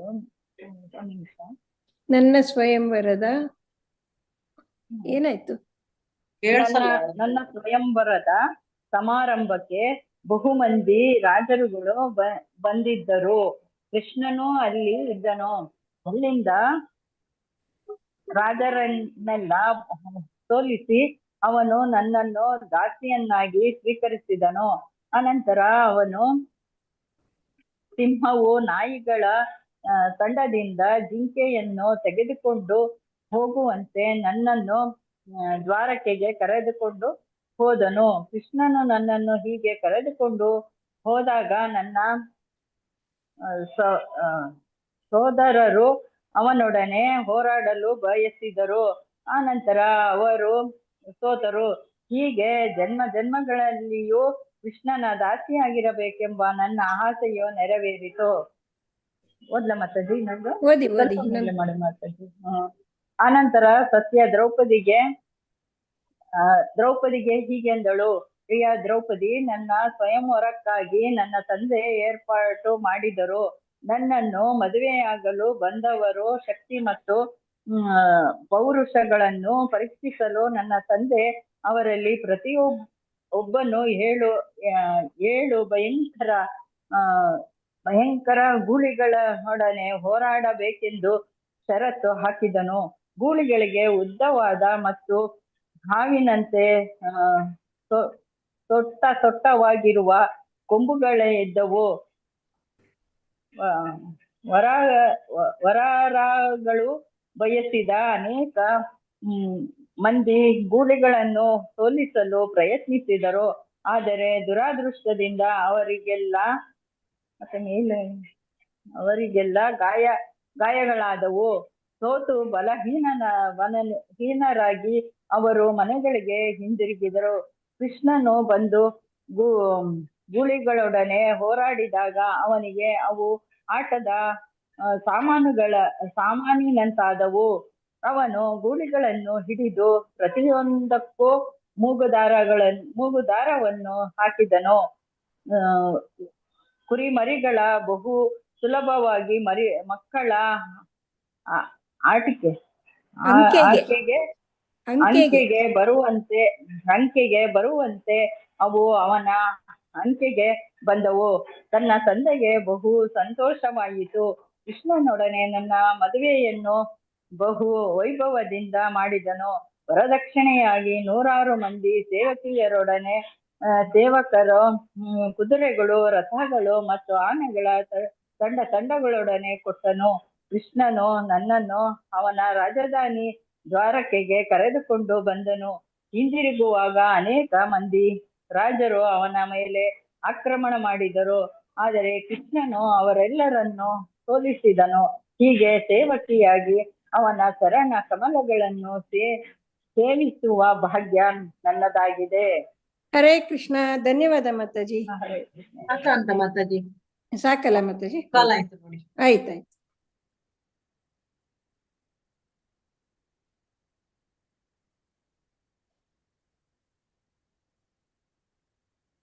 ಹರೇ ಕೃಷ್ಣ. ಕೃಷ್ಣನ ರಾಣಿಯರು ಮತ್ತು ದ್ರೌಪದಿಯ ಸಮಾಗಮ. ಕೃಷ್ಣನಿಗೆ 16,108 ಜನ ಹೆಂಡತಿಯರು ಇರ್ತಾರೆ. ಅವರೆಲ್ಲ ಇಲ್ಲಿ ಭೇಟಿ ಆಗುವಂತ ಕುರುಕ್ಷೇತ್ರದಲ್ಲಿ. ಕೃಷ್ಣನನ್ನು ಕಾಣ್ಲಿಕ್ಕೆ ಹಲವಾರು ಮಂದಿ ಬಂದಿರ್ತಾರೆ ಅಲ್ಲಿ. ಅದರಲ್ಲಿ ಯುಧಿಷ್ಠಿರ ಮಹಾರಾಜ ಮತ್ತೆ ಪಾಂಡವರು ಕೂಡ ಇರ್ತಾರೆ. ಕೃಷ್ಣ ಗೋಪಿಯರ ಹತ್ರ ಮಾತಾಡ್ತಾ ಇರ್ತಾನೆ. ಅಲ್ಲಿಂದ ಸೀದಾ ಯುಧಿಷ್ಠಿರನಿಗೆ ಎದುರಾಗ್ಲಿಕ್ಕೆ ಬರ್ತಾನೆ. ಅಲ್ಲಿ ಕಾಣಲು ಬಂದನು. ಅವರೆಲ್ಲ ಕ್ಷೇಮವಾಗಿದ್ದಾರೆ ಅಂತ ಕೇಳ್ತಾನೆ. ಅಂದ್ರೆ ಎಲ್ರೂ ಕೃಷ್ಣನ ಚರಣ ಕಮಲದಲ್ಲಿ ಯಾರು ಇರ್ತಾರೆ ಅವರೆಲ್ಲ ಕ್ಷೇಮವಾಗಿ ಇರ್ತಾರೆ. ಆದ್ರೆ ಒಂದು ಸೌಜನ್ಯಕ್ಕಾಗಿ ಅವನು ಕೇಳುವಂತಹದ್ದು. ಹೀಗೆ ಕೇಳ್ತಾನೆ. ಅದಕ್ಕೆ ಯುಧಿಷ್ಠಿರನಿಗೆ ತುಂಬಾ ಸಂತೋಷ ಆಗ್ತದೆ. ಅದಕ್ಕೆ ಅವನು ಏನ್ ಹೇಳ್ತಾನೆ, ಕೃಷ್ಣ ಪ್ರಜ್ಞೆ ಇರುವ ಮಹಾನುಭಾವರು, ಮಹಾಭಕ್ತರು ಸದಾ ನಿನ್ನ ಚರಣ ಕಮಲವನ್ನು ನೆನಿತಾ ಇರ್ತಾರೆ. ದಿವ್ಯಾನಂದದ ಸುದೆಯನ್ನು ಸವಿದು ತೃಪ್ತರಾಗ್ತಾರೆ ಅಂತ ಹೇಳ್ತಾನೆ. ಹೀಗೆ ಅವ್ರೇನ್ ಮಾಡ್ತಾರೆ, ಆ ದಿವ್ಯಾನಂದದ ಸುದೆಯನ್ನು ಸವಿತಾರಲ್ವಾ. ಸಾರಿ, ವಿಡಿಯೋ ಆನ್ ಮಾಡಿ. ಸುದೆಯನ್ನು ಸವಿತಾ ಇರ್ತಾರಲ್ವಾ, ಅದು ಏನಾಗ್ತದೆ, ಆ ದಿವ್ಯಾನಂದದ ಸುದೆ ಅವರ ಬಾಯಿಯಿಂದ ಹೊರಗೆ ಬಂದು ದಿವ್ಯ ಚಟುವಟಿಕೆಗಳ ಎಲ್ಲ ವೃತ್ತಾಂತವಾಗಿ ಇತರ ಮೇಲೆಲ್ಲ ಅದು ಚಿಮುಕಿಸಿ ಬಿಡ್ತದಂತೆ. ಆ ಒಂದು ಅಮೃತದಾಗಿ ಎಲ್ಲರ ಇದ್ರ ಮೇಲೆ ಚಿಮುಕಿಸಿ ಬಿಡ್ತದೆ ಆ ಸುದೆ ಅಂತ ಹೇಳ್ತಾರೆ. ಅದೇನಾಗ್ತದೆ, ಆ ಒಂದು ಅಮೃತವನ್ನು ಯಾರು ಕುಡಿತಾರೋ ಅವರು ಜನನ ಮರಣ ಚಕ್ರದಿಂದ ಪಾರಾಗ್ತಾರೆ ಅಂತ ಹೇಳ್ತಾರೆ. ನೋಡಿ, ಭಕ್ತರ ಬಾಯಿಯಿಂದ ಬರುವ ಈ ಅಮೃತಕ್ಕೆ ಎಷ್ಟು ಶಕ್ತಿ ಇದೆ ಅಂದ್ರೆ ಅದನ್ನು ಕುಡಿಯುವ ಭಾಗ್ಯವಂತರು ಕೂಡಲೇ ಜನನ ಮರಣಗಳ ನಿರಂತರ ಪ್ರಯಾಣದಿಂದ ಮುಕ್ತರಾಗ್ತಾರೆ. ಮೇಲೆ ಮಾಡಿ, ನಮ್ಮ ಐಹಿಕ ಜೀವನಕ್ಕೆ ನಾವು ನಿನ್ನನ್ನು ಮರೆಯುವುದೇ ಕಾರಣ. ಅಂದ್ರೆ ನಾವೀಗ ಇಲ್ಲಿದ್ದೇವೆ ಈ ಬದ್ಧ ಸ್ಥಿತಿಯಲ್ಲಿ ಅಂದ್ರೆ ಅವನನ್ನು ನಾವು ಮರ್ತಿದ್ದೇವೆ ಅಂತ ಲೆಕ್ಕ. ಆದ್ರೆ ಸುದೈವದಿಂದ ನಿನ್ನ ಮಹಿಮೆಯನ್ನು ಕೇಳುವ ಅದೃಷ್ಟ ಉಂಟಾದ್ರೆ ನಿನ್ನ ವಿಸ್ಮರಣೆ ಅಂಧಕಾರ ಕೂಡ ಚದರಿ ಹೋಗ್ತದೆ ಅಂತ ಹೇಳ್ತಾರೆ. ನಾವೆಲ್ಲಿಯಾದ್ರೂ ಅದೃಷ್ಟ ಪಡ್ಕೊಂಡು ನಿನ್ನ ಮಹಿಮೆಯನ್ನು ಕೇಳಿದೆವಂದಾದ್ರೆ ನಮ್ಮಲ್ಲಿರುವಂತಹ ಈ ಮರವು ಕೂಡ ನಿನ್ನ ಮರೆಯುವಂತಹ ಒಂದು ಇದು ಅಂಧಕಾರ ಕೂಡ ಹೊರಟು ಹೋಗ್ತದೆ. ಆದ್ರಿಂದ ಪ್ರಭು ನಿನ್ನ ಮಹಿಮೆಗಳನ್ನು ಕೇಳುವುದರಲ್ಲಿ ಸದಾ ನಿರತರಾಗಿರುವವರಿಗೆ ದುರದೃಷ್ಟದ ಮಾತಿಲ್ಲಿ ಅಂತ ಹೇಳ್ತಾರೆ. ಕ್ಷೇಮವೇ ಅಂತ ಕೇಳಿದಕ್ಕೆ ಇದು ಹೇಳುವಂಥದ್ದು. ಮತ್ತೆ ನಾವು ಸಂಪೂರ್ಣವಾಗಿ ನಿನಗೆ ಶರಣಾಗತರಾಗಿ ನಮಗೆ ನಿನ್ನ ಚರಣ ಕಮಲಗಳ ವಿನ ಬೇರೆ ಆಶ್ರಯವಿಲ್ಲದಿರುವುದರಿಂದ ನಮ್ಗೆ ಯಾವಾಗ್ಲೂ ಸೌಭಾಗ್ಯವಿದೆ ಎಂಬ ವಿಶ್ವಾಸ ನನಗಿದೆ ಅಂತ ಹೇಳ್ತಾನೆ. ಪ್ರಿಯ ಪ್ರಭುವೆ, ನೀನು ಅದ್ಭುತ ಜ್ಞಾನಾನಂದಗಳ ಸಾಗರ ನೀನು ಅಂತ ಹೇಳ್ತಾರೆ. ಅಂದ್ರೆ ಅವನ ಒಂದು ಜ್ಞಾನ ಮತ್ತು ಆನಂದಕ್ಕೆ ಮಿತಿ ಇಲ್ಲ. ಮನಸ್ಸಿನ ವ್ಯಾಪಾರಗಳ ಮಿಥ್ಯ ಸೃಷ್ಟಿಯ ಪರಿಣಾಮವೆಂದ್ರೆ ಜಾಗೃತಿ, ನಿದ್ರೆ ಮತ್ತು ಸುಷುಪ್ತಿ. ಅಂದ್ರೆ ಈ ಮನುಷ್ಯರು ಏನ್ ಮಾಡ್ತಾರ ಅಂದ್ರೆ ಯಾವಾಗ್ಲೂ ಜಾಗೃತಿ, ನಿದ್ರೆ ಮತ್ತು ಸುಷುಪ್ತಿ ಇದ್ರಲ್ಲೇ ಮುಳುಗಿರ್ತಾರೆ. ಇದನ್ನು ಮೀರಿದ್ರೆ ಮತ್ತೆ ಅವರು ತುರಿಯ ಸ್ಟೇಜಿಗೆ ಹೋಗ್ಬೋದು, ಕೃಷ್ಣಾನಂದವನ್ನು ಪಡಿಬಹುದು. ಆದ್ರೆ ಇದ್ರಲ್ಲಿ ಯಾವಾಗ್ಲೂ ಜಾಗೃತಿ ಅಂತ ಹೇಳಿದ್ರೆ ನಾವು ಮಲ್ಕೊಂಡಾಗ ನಮಗೆ ಒಂದು ಎಚ್ಚರ ಇರ್ತದೆ, ದೇಹದಲ್ಲಿ ಯಾರಾದ್ರೂ ಕರೆದ್ರೆ ಎಲ್ಲ ಗೊತ್ತಾಗ್ತದೆ, ಅದು ಜಾಗೃತಿ ಸ್ಟೇಜ್ ಅಂತಾರೆ. ನಿದ್ರೆ ಅಂತ ಕಾನ್ಶಿಯಸ್ ಇರ್ತದೆ ಅಂತ. ನಿದ್ರೆ ಅಂತ ಹೇಳಿದ್ರೆ ಸಬ್ ಕಾನ್ಶಿಯಸ್. ಸ್ವಲ್ಪ ಆ ಒಂದು ನಮ್ಮ ಪ್ರಜ್ಞೆ ಮನಸ್ಸಿನ ಜೊತೆ ಇದು ಮಾಡ್ತದೆ. ಅಂದ್ರೆ ಹಗಲಿನಲ್ಲಿ ನಾವು ಏನ್ ಕೆಲಸ ಮಾಡಿರ್ತೇವೆ, ಏನ್ ಮಾತಾಡ್ತಿರ್ತೇವೆ ಅದೆಲ್ಲ ಕನಸಿನಲ್ಲಿ ಕಾಣುವಂತದ್ದು. ಅದು ಮನಸ್ಸಿನ ನಿದ್ರಾವಸ್ಥೆ, ಸ್ವಪ್ನಾವಸ್ಥೆ ಅಂತ ಹೇಳ್ತಾರೆ. ಸುಷುಪ್ತಿ ಅಂತ ಹೇಳ್ತಾರೆ. ಅಂದ್ರೆ ಇದು ದೀರ್ಘ ನಿದ್ರೆ, ಆಳವಾದ ನಿದ್ರೆಯಲ್ಲಿರ್ತದೆ. ಆಗ ನಮ್ಗೆ ನಮ್ಮ ಪ್ರಜ್ಞೆ ಏನು ಹೊರಗೆ ಕಳ್ಳ ಬಂದು ಗೊತ್ತಾಗುದಿಲ್ಲ ಆ ತರ. ಆಮೇಲೆ ಇದನ್ನು ಮೂರನ್ನು ಮೀರಿದ್ರೆ ನಾವು ಕೃಷ್ಣ ಇದು ತುರಿಯಾ ಸ್ಟೇಜ್ ಅಂತ ಹೇಳ್ತಾರೆ, ಸಮಾಧಿ ಸ್ಟೇಜ್. ಅದಕ್ಕೆ ನಾವು ಹೋಗ್ಬೋದು. ಭೌತಿಕ ಜೀವನದ ಈ 3 ಅಲ್ಪಘಟ್ಟದ ಕಾಲದ ಘಟ್ಟಗಳಲ್ಲೇ ಮನುಷ್ಯ ಬದುಕ್ತಾ ಇದ್ದಾನೆ ಅಂತ ಹೇಳ್ತಾರೆ. ಆದರೆ ಕೃಷ್ಣ ಪ್ರಜ್ಞೆಯಲ್ಲಿ ಈ ಸ್ಥಿತಿಗಳು ಇರುವಂತಿಲ್ಲ.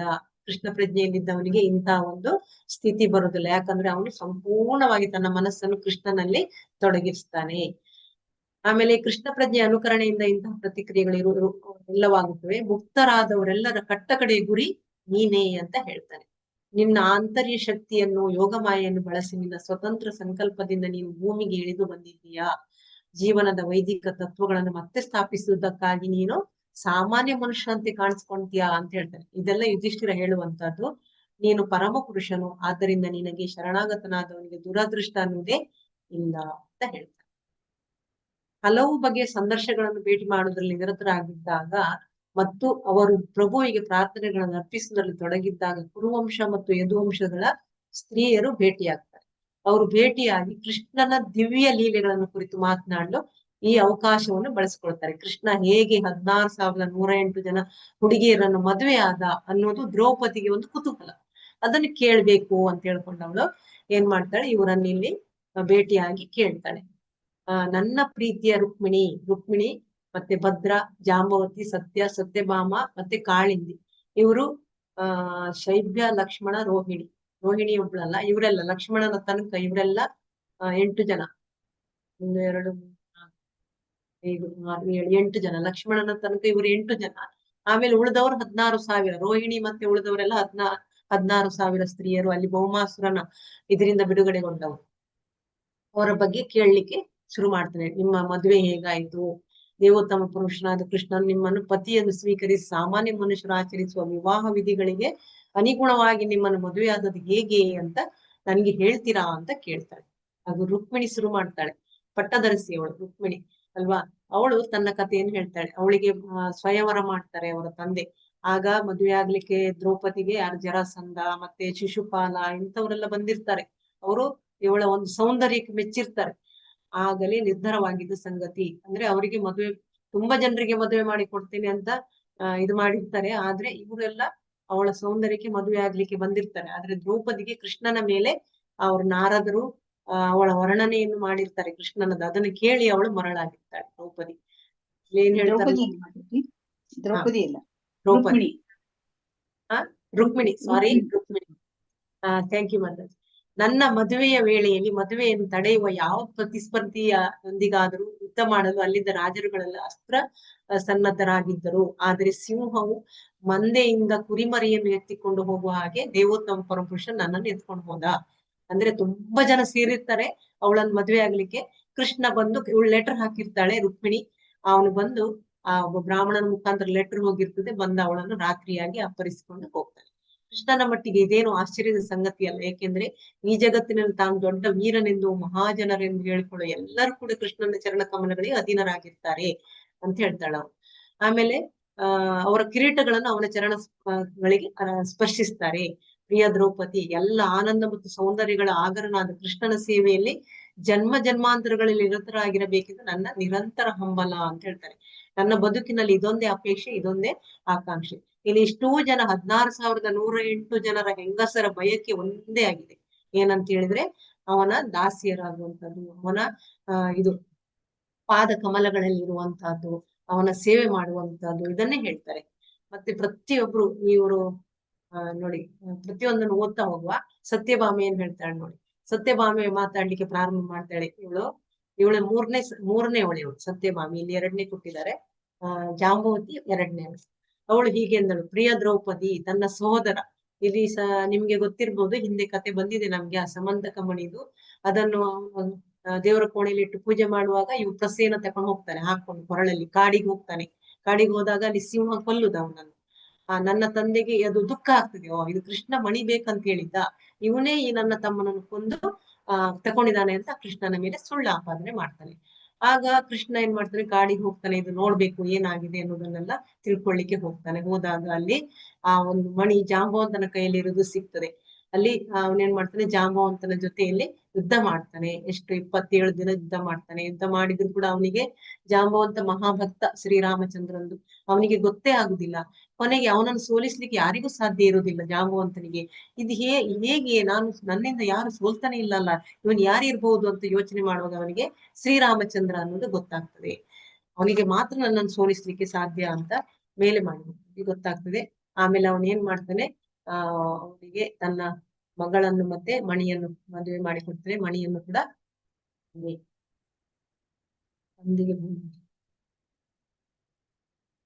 ಅವಳೇನ್ ಹೇಳ್ತಾಳೆ, ಹೀಗೆ ಕೃಷ್ಣನು ನನ್ನನ್ನು ಅವನ ಸೇವಕಿಯಾಗಿ ಪತ್ನಿಯಾಗಿ ಸ್ವೀಕರಿಸಿದನು ಅಂತ ಹೇಳ್ತಾಳೆ. ಇದಾದ ನಂತರ ಜಾಂಬವತಿಯ ದ್ರೌಪದಿಯ ಪ್ರಶ್ನೆಗೆ ಉತ್ತರ ಹೇಳ್ತಾಳೆ. ಇವಳು ಕೂಡ ಹಾಗೆ, ಪ್ರಿಯ ದ್ರೌಪದಿ, ಕೃಷ್ಣನು ನನ್ನ ತಂದೆ ವೃಕ್ಷರಾಜ ಜಾಂಬವಂತನ ಕೈಯಲ್ಲಿ ಆ ಮಣಿ ಇರ್ತದೆ ಅಲ್ವಾ, ಅಲ್ಲಿ ಆಕ್ರಮಣ ಮಾಡಿದಾಗ ಕೃಷ್ಣನು ತನ್ನ ಹಿಂದಿನ ಸ್ವಾಮಿಯು ಸೀತೆಯು ಪತಿಯುವಾದ ಶ್ರೀರಾಮಚಂದ್ರ ಎಂದು ಅವನಿಗೆ ತಿಳಿದಿರಲಿಲ್ಲ. ಅಲ್ಲಿ ಕತೆ ಇಲ್ಲಿ ಹೇಳಿದ್ನ ಅಂತ ನಾನಲ್ವಾ, ಅದು ಕೆಳಗೆ ಮಾಡಿ ಈ ಕತೆ ಹೇಳ್ಬಿಟ್ರಿ ನೀವು. ಈ ಕತೆ ಹೇಳಿ ಆಯ್ತಾ. ಇಲ್ಲಿ ಅವನು ಜಾಂಬವಂತ ಮಗಳನ್ನು ಕೊಡ್ತಾನೆ. ಅಲ್ಲಿ ಅವನಿಗೆ ನಾಚಿಕೆ ಆಗ್ತದೆ, ನಾನು ಸುಳ್ಳು ಅಪವಾದ ಮಾಡಿದೆ ಅಂತ ಹೇಳ್ಕೊಂಡು ಸತ್ಯವೃತ್ತನಿಗೆ ನಾಚಿಕೆ ಆಗ್ತದೆ. ಅವನೇನ್ ಮಾಡ್ತಾನೆ, ತಾನೇನ್ ಏನ್ ಮಾಡ್ಲಿ, ಸುಳ್ಳು ಹೇಳಿದೆನಲ್ವಾ, ಅದಕ್ಕೆ ಏನಾದ್ರು ಮಾಡ್ಬೇಕು ಅಂತ ಹೇಳ್ಕೊಂಡು ಅವನೇನ್ ಮಾಡ್ತಾನೆ, ನಾಚಿಕೆ ಆಯ್ತು, ದುಃಖವೂ ಆಗ್ತದೆ. ಆ ಮಣಿಯನ್ನು ಅವನಿಗೆ ಕೃಷ್ಣನಿಗೆ ಕೊಡ್ತಾನೆ. ಮತ್ತೆ ಅವಳ ಮಗಳನ್ನು ಮದುವೆ ಮಾಡಿ ಕೊಡ್ತಾನೆ. ಆದ್ರೆ ಕೃಷ್ಣ ಆ ಮಣಿಯನ್ನು ತಕೊಳ್ಳೋದಿಲ್ಲ, ಮಗಳನ್ನು ಮಾತ್ರ ಸ್ವೀಕಾರ ಮಾಡ್ತಾನೆ. ಇಲ್ಲಿ ಜಾಂಬವಂತ ಆ ಮಗಳನ್ನು ಕೊಡ್ತಾನೆ. ರಾಮಚಂದ್ರ ಅಂತ ಗೊತ್ತಾದ ಮೇಲೆ ಅವನೇನ್ ಮಾಡ್ತಾನೆ, ಆ ಮಣಿಯನ್ನು ಕೊಡ್ತಾನೆ, ಮಗಳನ್ನು ಕೊಟ್ಟು. ನೆಕ್ಸ್ಟ್ ಕಾಳಿಂದಿ ಅಂತ ಹೇಳಿದ್ರೆ ಯಮುನೆ, ಸೂರ್ಯನ ಮಗಳಿವಳು ಕಾಳಿಂದಿ. ಪ್ರಿಯ ದ್ರೌಪದಿ, ಕೃಷ್ಣನನ್ನು ಪತಿಯನ್ನಾಗಿ ಪಡೆಯಬೇಕೆಂದು ನಾನು ಕಠಿಣ ವ್ರತಗಳಲ್ಲಿ ತಪಸ್ಸುಗಳಲ್ಲಿ ನಿರತರಾಗಿದ್ದೆ. ಇವಳು ತಪಸ್ಸು ಮಾಡ್ತಾ ಇದ್ದಂತೆ ಅವನನ್ನು ಪಡಿಬೇಕು ಅಂತ. ಇದು ಕೃಷ್ಣನಿಗೆ ತಿಳಿದಾಗ ಅವನೇನ್ ಮಾಡ್ತಾನೆ, ಕೃಪೆ ಇಟ್ಟು ತನ್ನ ಗೆಳೆಯ ಅರ್ಜುನನೊಟ್ಟಿಗೆ ಬಂದು ಮದುವೆ ಮಾಡ್ಕೊಂಡ. ನನ್ನನ್ನು ಯಮುನಾ ನದಿಯ ತೀರದಿಂದ ಕರೆದುಕೊಂಡು ಹೋದನು. ಇಂದಿನಿಂದ ನಾನು ಕೃಷ್ಣನ ಮನೆಯಲ್ಲಿ ನೆಲಗುಡಿಸುವವಳಾಗಿ ಕೆಲಸ ಮಾಡ್ತಿದ್ದೇನೆ. ನೋಡಿ, ಪ್ರತಿಯೊಬ್ಬರು ಪತ್ನಿಯರಿಗೂ ಎಷ್ಟು ಸುಖ ಸಂಪತ್ತಿದ್ರು ಕೂಡ ಅವರ ಮನಸ್ಸು ಹೇಗಿರ್ತದೆ, ತಾನು ದಾಸಿ, ತಾನು ಕೃಷ್ಣನ ಸೇವಕಿ ಅಂತಲೇ ಇರ್ತದೆ. ಆದ್ರೆ ಕೃಷ್ಣ ಅವರನ್ನು ಪತ್ನಿಯಾಗಿ ನೋಡಿಕೊಂಡು. ಇದರ ನಂತರ ಮಿತ್ರವಿಂದ ಹೀಗೆ ಹೇಳ್ತಾಳೆ, ಪ್ರಿಯ ದ್ರೌಪದಿ, ನನ್ನ ಸ್ವಯಂವರದ ಸಮಾರಂಭಕ್ಕೆ ಬಹುಮಂದಿ ರಾಜರುಗಳು ಬಂದಿದ್ರು. ಕೃಷ್ಣನು ಅಲ್ಲಿದ್ದ ರಾಜರನ್ನೆಲ್ಲ ಸೋರಿಸಿ ಅವರನ್ನು ನನ್ನನ್ನು ದಾಸಿಯನ್ನಾಗಿ ಸ್ವೀಕರಿಸಿದನು. ಅನಂತರ ಹೇಗೆ ತಕೊಂಡು ಹೋಗ್ತಾನೆ, ಅಲ್ಲಿ ನಾಯಿಯ ಹಿಂಡಿನಲ್ಲಿ ಒಂದು ಜಿಂಕೆ ಇರ್ತದಂತೆ, ಅದನ್ನು ಸಿಂಹ ಕಚ್ಕೊಂಡು ಹೋದಾಗೆ ನನ್ನನ್ನು ಕಚ್ಕೊಂಡು ದ್ವಾರಕೆಗೆ ಕರ್ಕೊಂಡು ಬರ್ತಾನೆ. ಕೃಷ್ಣನು ನನ್ನನ್ನು ಹೀಗೆ ಕರೆದುಕೊಂಡು ಹೋದಾಗ ನನ್ನ ಸೋದರರು ತುಂಬಾ ಜನ ಬರ್ತಾರೆ, ಹೋರಾಡ್ತಾರೆ, ಎಲ್ಲರೂ ಸೋತು ಹೋಗ್ತಾರೆ. ಜನ್ಮ ಜನ್ಮಗಳಲ್ಲಿಯೂ ಕೃಷ್ಣನ ದಾಸಿಯಾಗಿರ್ಬೇಕೆಂಬ ನನ್ನ ಆಸೆ ಅಂತ ಹೇಳ್ತಾರೆ. ಪ್ರತಿಯೊಬ್ಬರ ಆಸೆ ಅದೇ. ಸತ್ಯ ಏನ್ ಹೇಳ್ತಾಳಂತ ಹೇಳಿದ್ರೆ, ಪ್ರಿಯ ದ್ರೌಪದಿ, ನನ್ನ ಸ್ವಯಂವರಕ್ಕಾಗಿ ನನ್ನ ತಂದೆ ಏರ್ಪಾಟು ಮಾಡಿದ್ರು. ನನ್ನನ್ನು ಮದುವೆಯಾಗಲು ಬಂದವರ ಶಕ್ತಿ ಮತ್ತು ಪೌರುಷಗಳನ್ನು ಪರೀಕ್ಷೆ ಮಾಡ್ಬೇಕು ಅಂತ ಒಬ್ಬೊಬ್ರು 7 ಗೂಳಿಗಳು, ದೊಡ್ಡ ಎತ್ತುಗಳು, ಅದಕ್ಕೆ ಕೋರೆ ಆದಂತಹ ಸೊಟ್ಟವಾದ ಕೊಂಬುಗಳಂತೆ ಉದ್ದುದ್ದ ಇದ್ದದ, ಅದ್ರೊಟ್ಟಿಗೆ ಹೋರಾಡ್ಬೇಕು. ಕೆಲವರು ಹೋರಾಡ್ತಾರೆ, ಕೆಲವರು ಗಾಯ ಮಾಡ್ಕೊಂಡು ವಾಪಸ್ ಹೋಗ್ತಾರೆ. ಆದ್ರೆ ದುರದೃಷ್ಟದಿಂದ ಅವರಿಗೆಲ್ಲ ಮೇಲೆ ಮಾಡಿ ಹೋಗ್ತಾರೆ, ಗಾಯಗಳಾದು ಸೋತು ಬಲಹೀನರಾಗಿ ವಾಪಸ್ ಮನೆಗೆ ಹೋಗ್ತಾರೆ. ಆಮೇಲೆ ಕೆಲವರಿಗಂತೂ ಆಗುದೇ ಇಲ್ಲ. ಪ್ರತಿಯೊಂದಕ್ಕೂ ಕೃಷ್ಣ ಏನ್ ಮಾಡ್ತಾನೆ, ಆಟದ ಸಾಮಾನು ಹಿಡ್ಕೊಂಡು ಹೇಗೆ ಆಟ ಆಡ್ತಾರೆ ಮಕ್ಕಳು, ಅದೇ ತರ ಅದಕ್ಕೆಲ್ಲ ಮೂಗ್ದಾರ ಹಾಕ್ತಾರಂತೆ. ಕುರಿಮರಿಗಳು ಸುಲಭವಾಗಿ ಮಕ್ಕಳ ಅಂಕೆಗೆ ಬರುವಂತೆ ಅವು ಅವನ ಅಂಕೆಗೆ ಬಂದವು. ಅದಕ್ಕೆ ತಂದೆಗೆ ಖುಷಿ ಆಗ್ತದೆ, ಅವಳನ್ನು ಮದುವೆ ಮಾಡಿ ಕೊಡ್ತಾರೆ. ಮತ್ತೆ ವರದಕ್ಷಿಣೆ ಕೊಡ್ತಾನೆ, 100 ಮಂದಿ ಸೇವಕಿಯರನ್ನು ಕೊಡ್ತಾನೆ. ಆಮೇಲೆ ಸೈನಿಕರು, ಕುದುರೆಗಳು, ರಥಗಳು, ಆನೆಗಳ ತಂಡಗಳನ್ನೇ ಕೊಡ್ತಾನೆ. ಕೃಷ್ಣನು ನನ್ನನ್ನು ಅವನ ರಾಜಧಾನಿಗೆ ದ್ವಾರಕೆ ಕರೆದುಕೊಂಡು ಬಂದು, ಹೀಗಿರುವಾಗ ಅನೇಕ ಮಂದಿ ರಾಜರು ಅವನ ಮೇಲೆ ಆಕ್ರಮಣ ಮಾಡಿದಂತೆ ಕೃಷ್ಣನ ಅವರೆಲ್ಲರನ್ನು ಸೋಲಿಸಿದನು. ಹೀಗೆ ಸೇವಕಿಯಾಗಿ ಅವನ ಚರಣ ಕಮಲಗಳನ್ನು ಸೇವಿಸುವ ಭಾಗ್ಯ ನನ್ನದಾಗಿದೆ ಅಂತ ಹೇಳ್ತಾರೆ. ಸೇವಕಿ ಇಲ್ಲಿ ಕೂಡ ಅವಳನ್ನೇ ಹೇಳ್ತಾರೆ. ಇದು ಭದ್ರ ಆಗ್ಲಿಲ್ವಾ? ಇಲ್ಲ, ಆಯ್ತು, ಇಷ್ಟೇ ಓದಿದ್ ಮಾತಾಜಿ. ಓದ್ಬಹುದಾ? ನೆಕ್ಸ್ಟ್ 3 ನಿಮಿಷ ಇದೆ. ನಾಳೆ ಓದುವಲ್ಲ? ನಾಳೆ ಓದ, 2 ನಿಮಿಷ ಇದೆ ಅಷ್ಟೇ. ಅಟೆಂಡೆನ್ಸ್ ಹಾಕ್ತಾರೆ. ಇದು 10ನೇ ಸ್ಕಂದದ 84ನೇ ಅಧ್ಯಾಯ. ಇದು ವಿಸ್ತರಣೆಯಾಗಿ ಕೊಟ್ಟಿದ್ದಾರೆ. ಇದು ಕೃಷ್ಣನ ಇದೇ ಸೇಮ್ ಇದು ಹೆಡ್ಡಿಂಗ್. 10ನೇ ಸ್ಕಂದದ 84ನೇ ಅಧ್ಯಾಯ. ವಾಂಚಾಕಲ್ಪತರುಭ್ಯಶ್ಚ ಕೃಪಾ ಸಿಂಧುಭ್ಯ ಏವ ಚ ಪತಿತಾನಾಂ ಪಾವನೇಭ್ಯೋ ವೈಷ್ಣವೇಭ್ಯೋ ನಮೋ ನಮಃ. ಅನಂತ ಕೋಟಿ ವೈಷ್ಣವರೊಂದಿಗೆ ಜೈ. ಇಲ್ಲಿ ನೆರೆದಿರುವ ಎಲ್ಲ गौरी की जय, राधा गोविंद की जय, श्रील प्रभुपाद की जय, कृष्ण ग्रंथराज राज की जय। हरे कृष्ಣ. ಹರೇ ಕೃಷ್ಣ ಮಾತಾಜಿ, ಧನ್ಯವಾದಗಳು. ಧನ್ಯವಾದಗಳು ಎಲ್ಲರಿಗೂ ಕೂಡ. ಲಲಿತಾ ಮಾತಾಜಿ, ಹರೇ ಕೃಷ್ಣ ಮಾತಾಜಿ, ಧನ್ಯವಾದಗಳು. ಅಟೆಂಡೆನ್ಸ್ ಹಾಕಿದ್ರ ಎಲ್ರು? ಹರೇ ಕೃಷ್ಣ ಮಾತಾಜಿ, ಧನ್ಯವಾದಗಳು. ಹಾಕ್ತೀನಿ.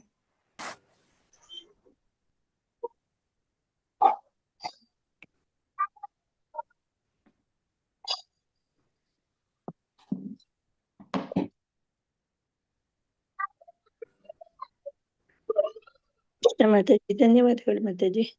ಹರೇ ಕೃಷ್ಣ. ಎಂಡ್ ಮಾಡುವ. ಹಾ ಮಾಡಿ ಮತ್ತೆ. ಧನ್ಯವಾದಗಳು.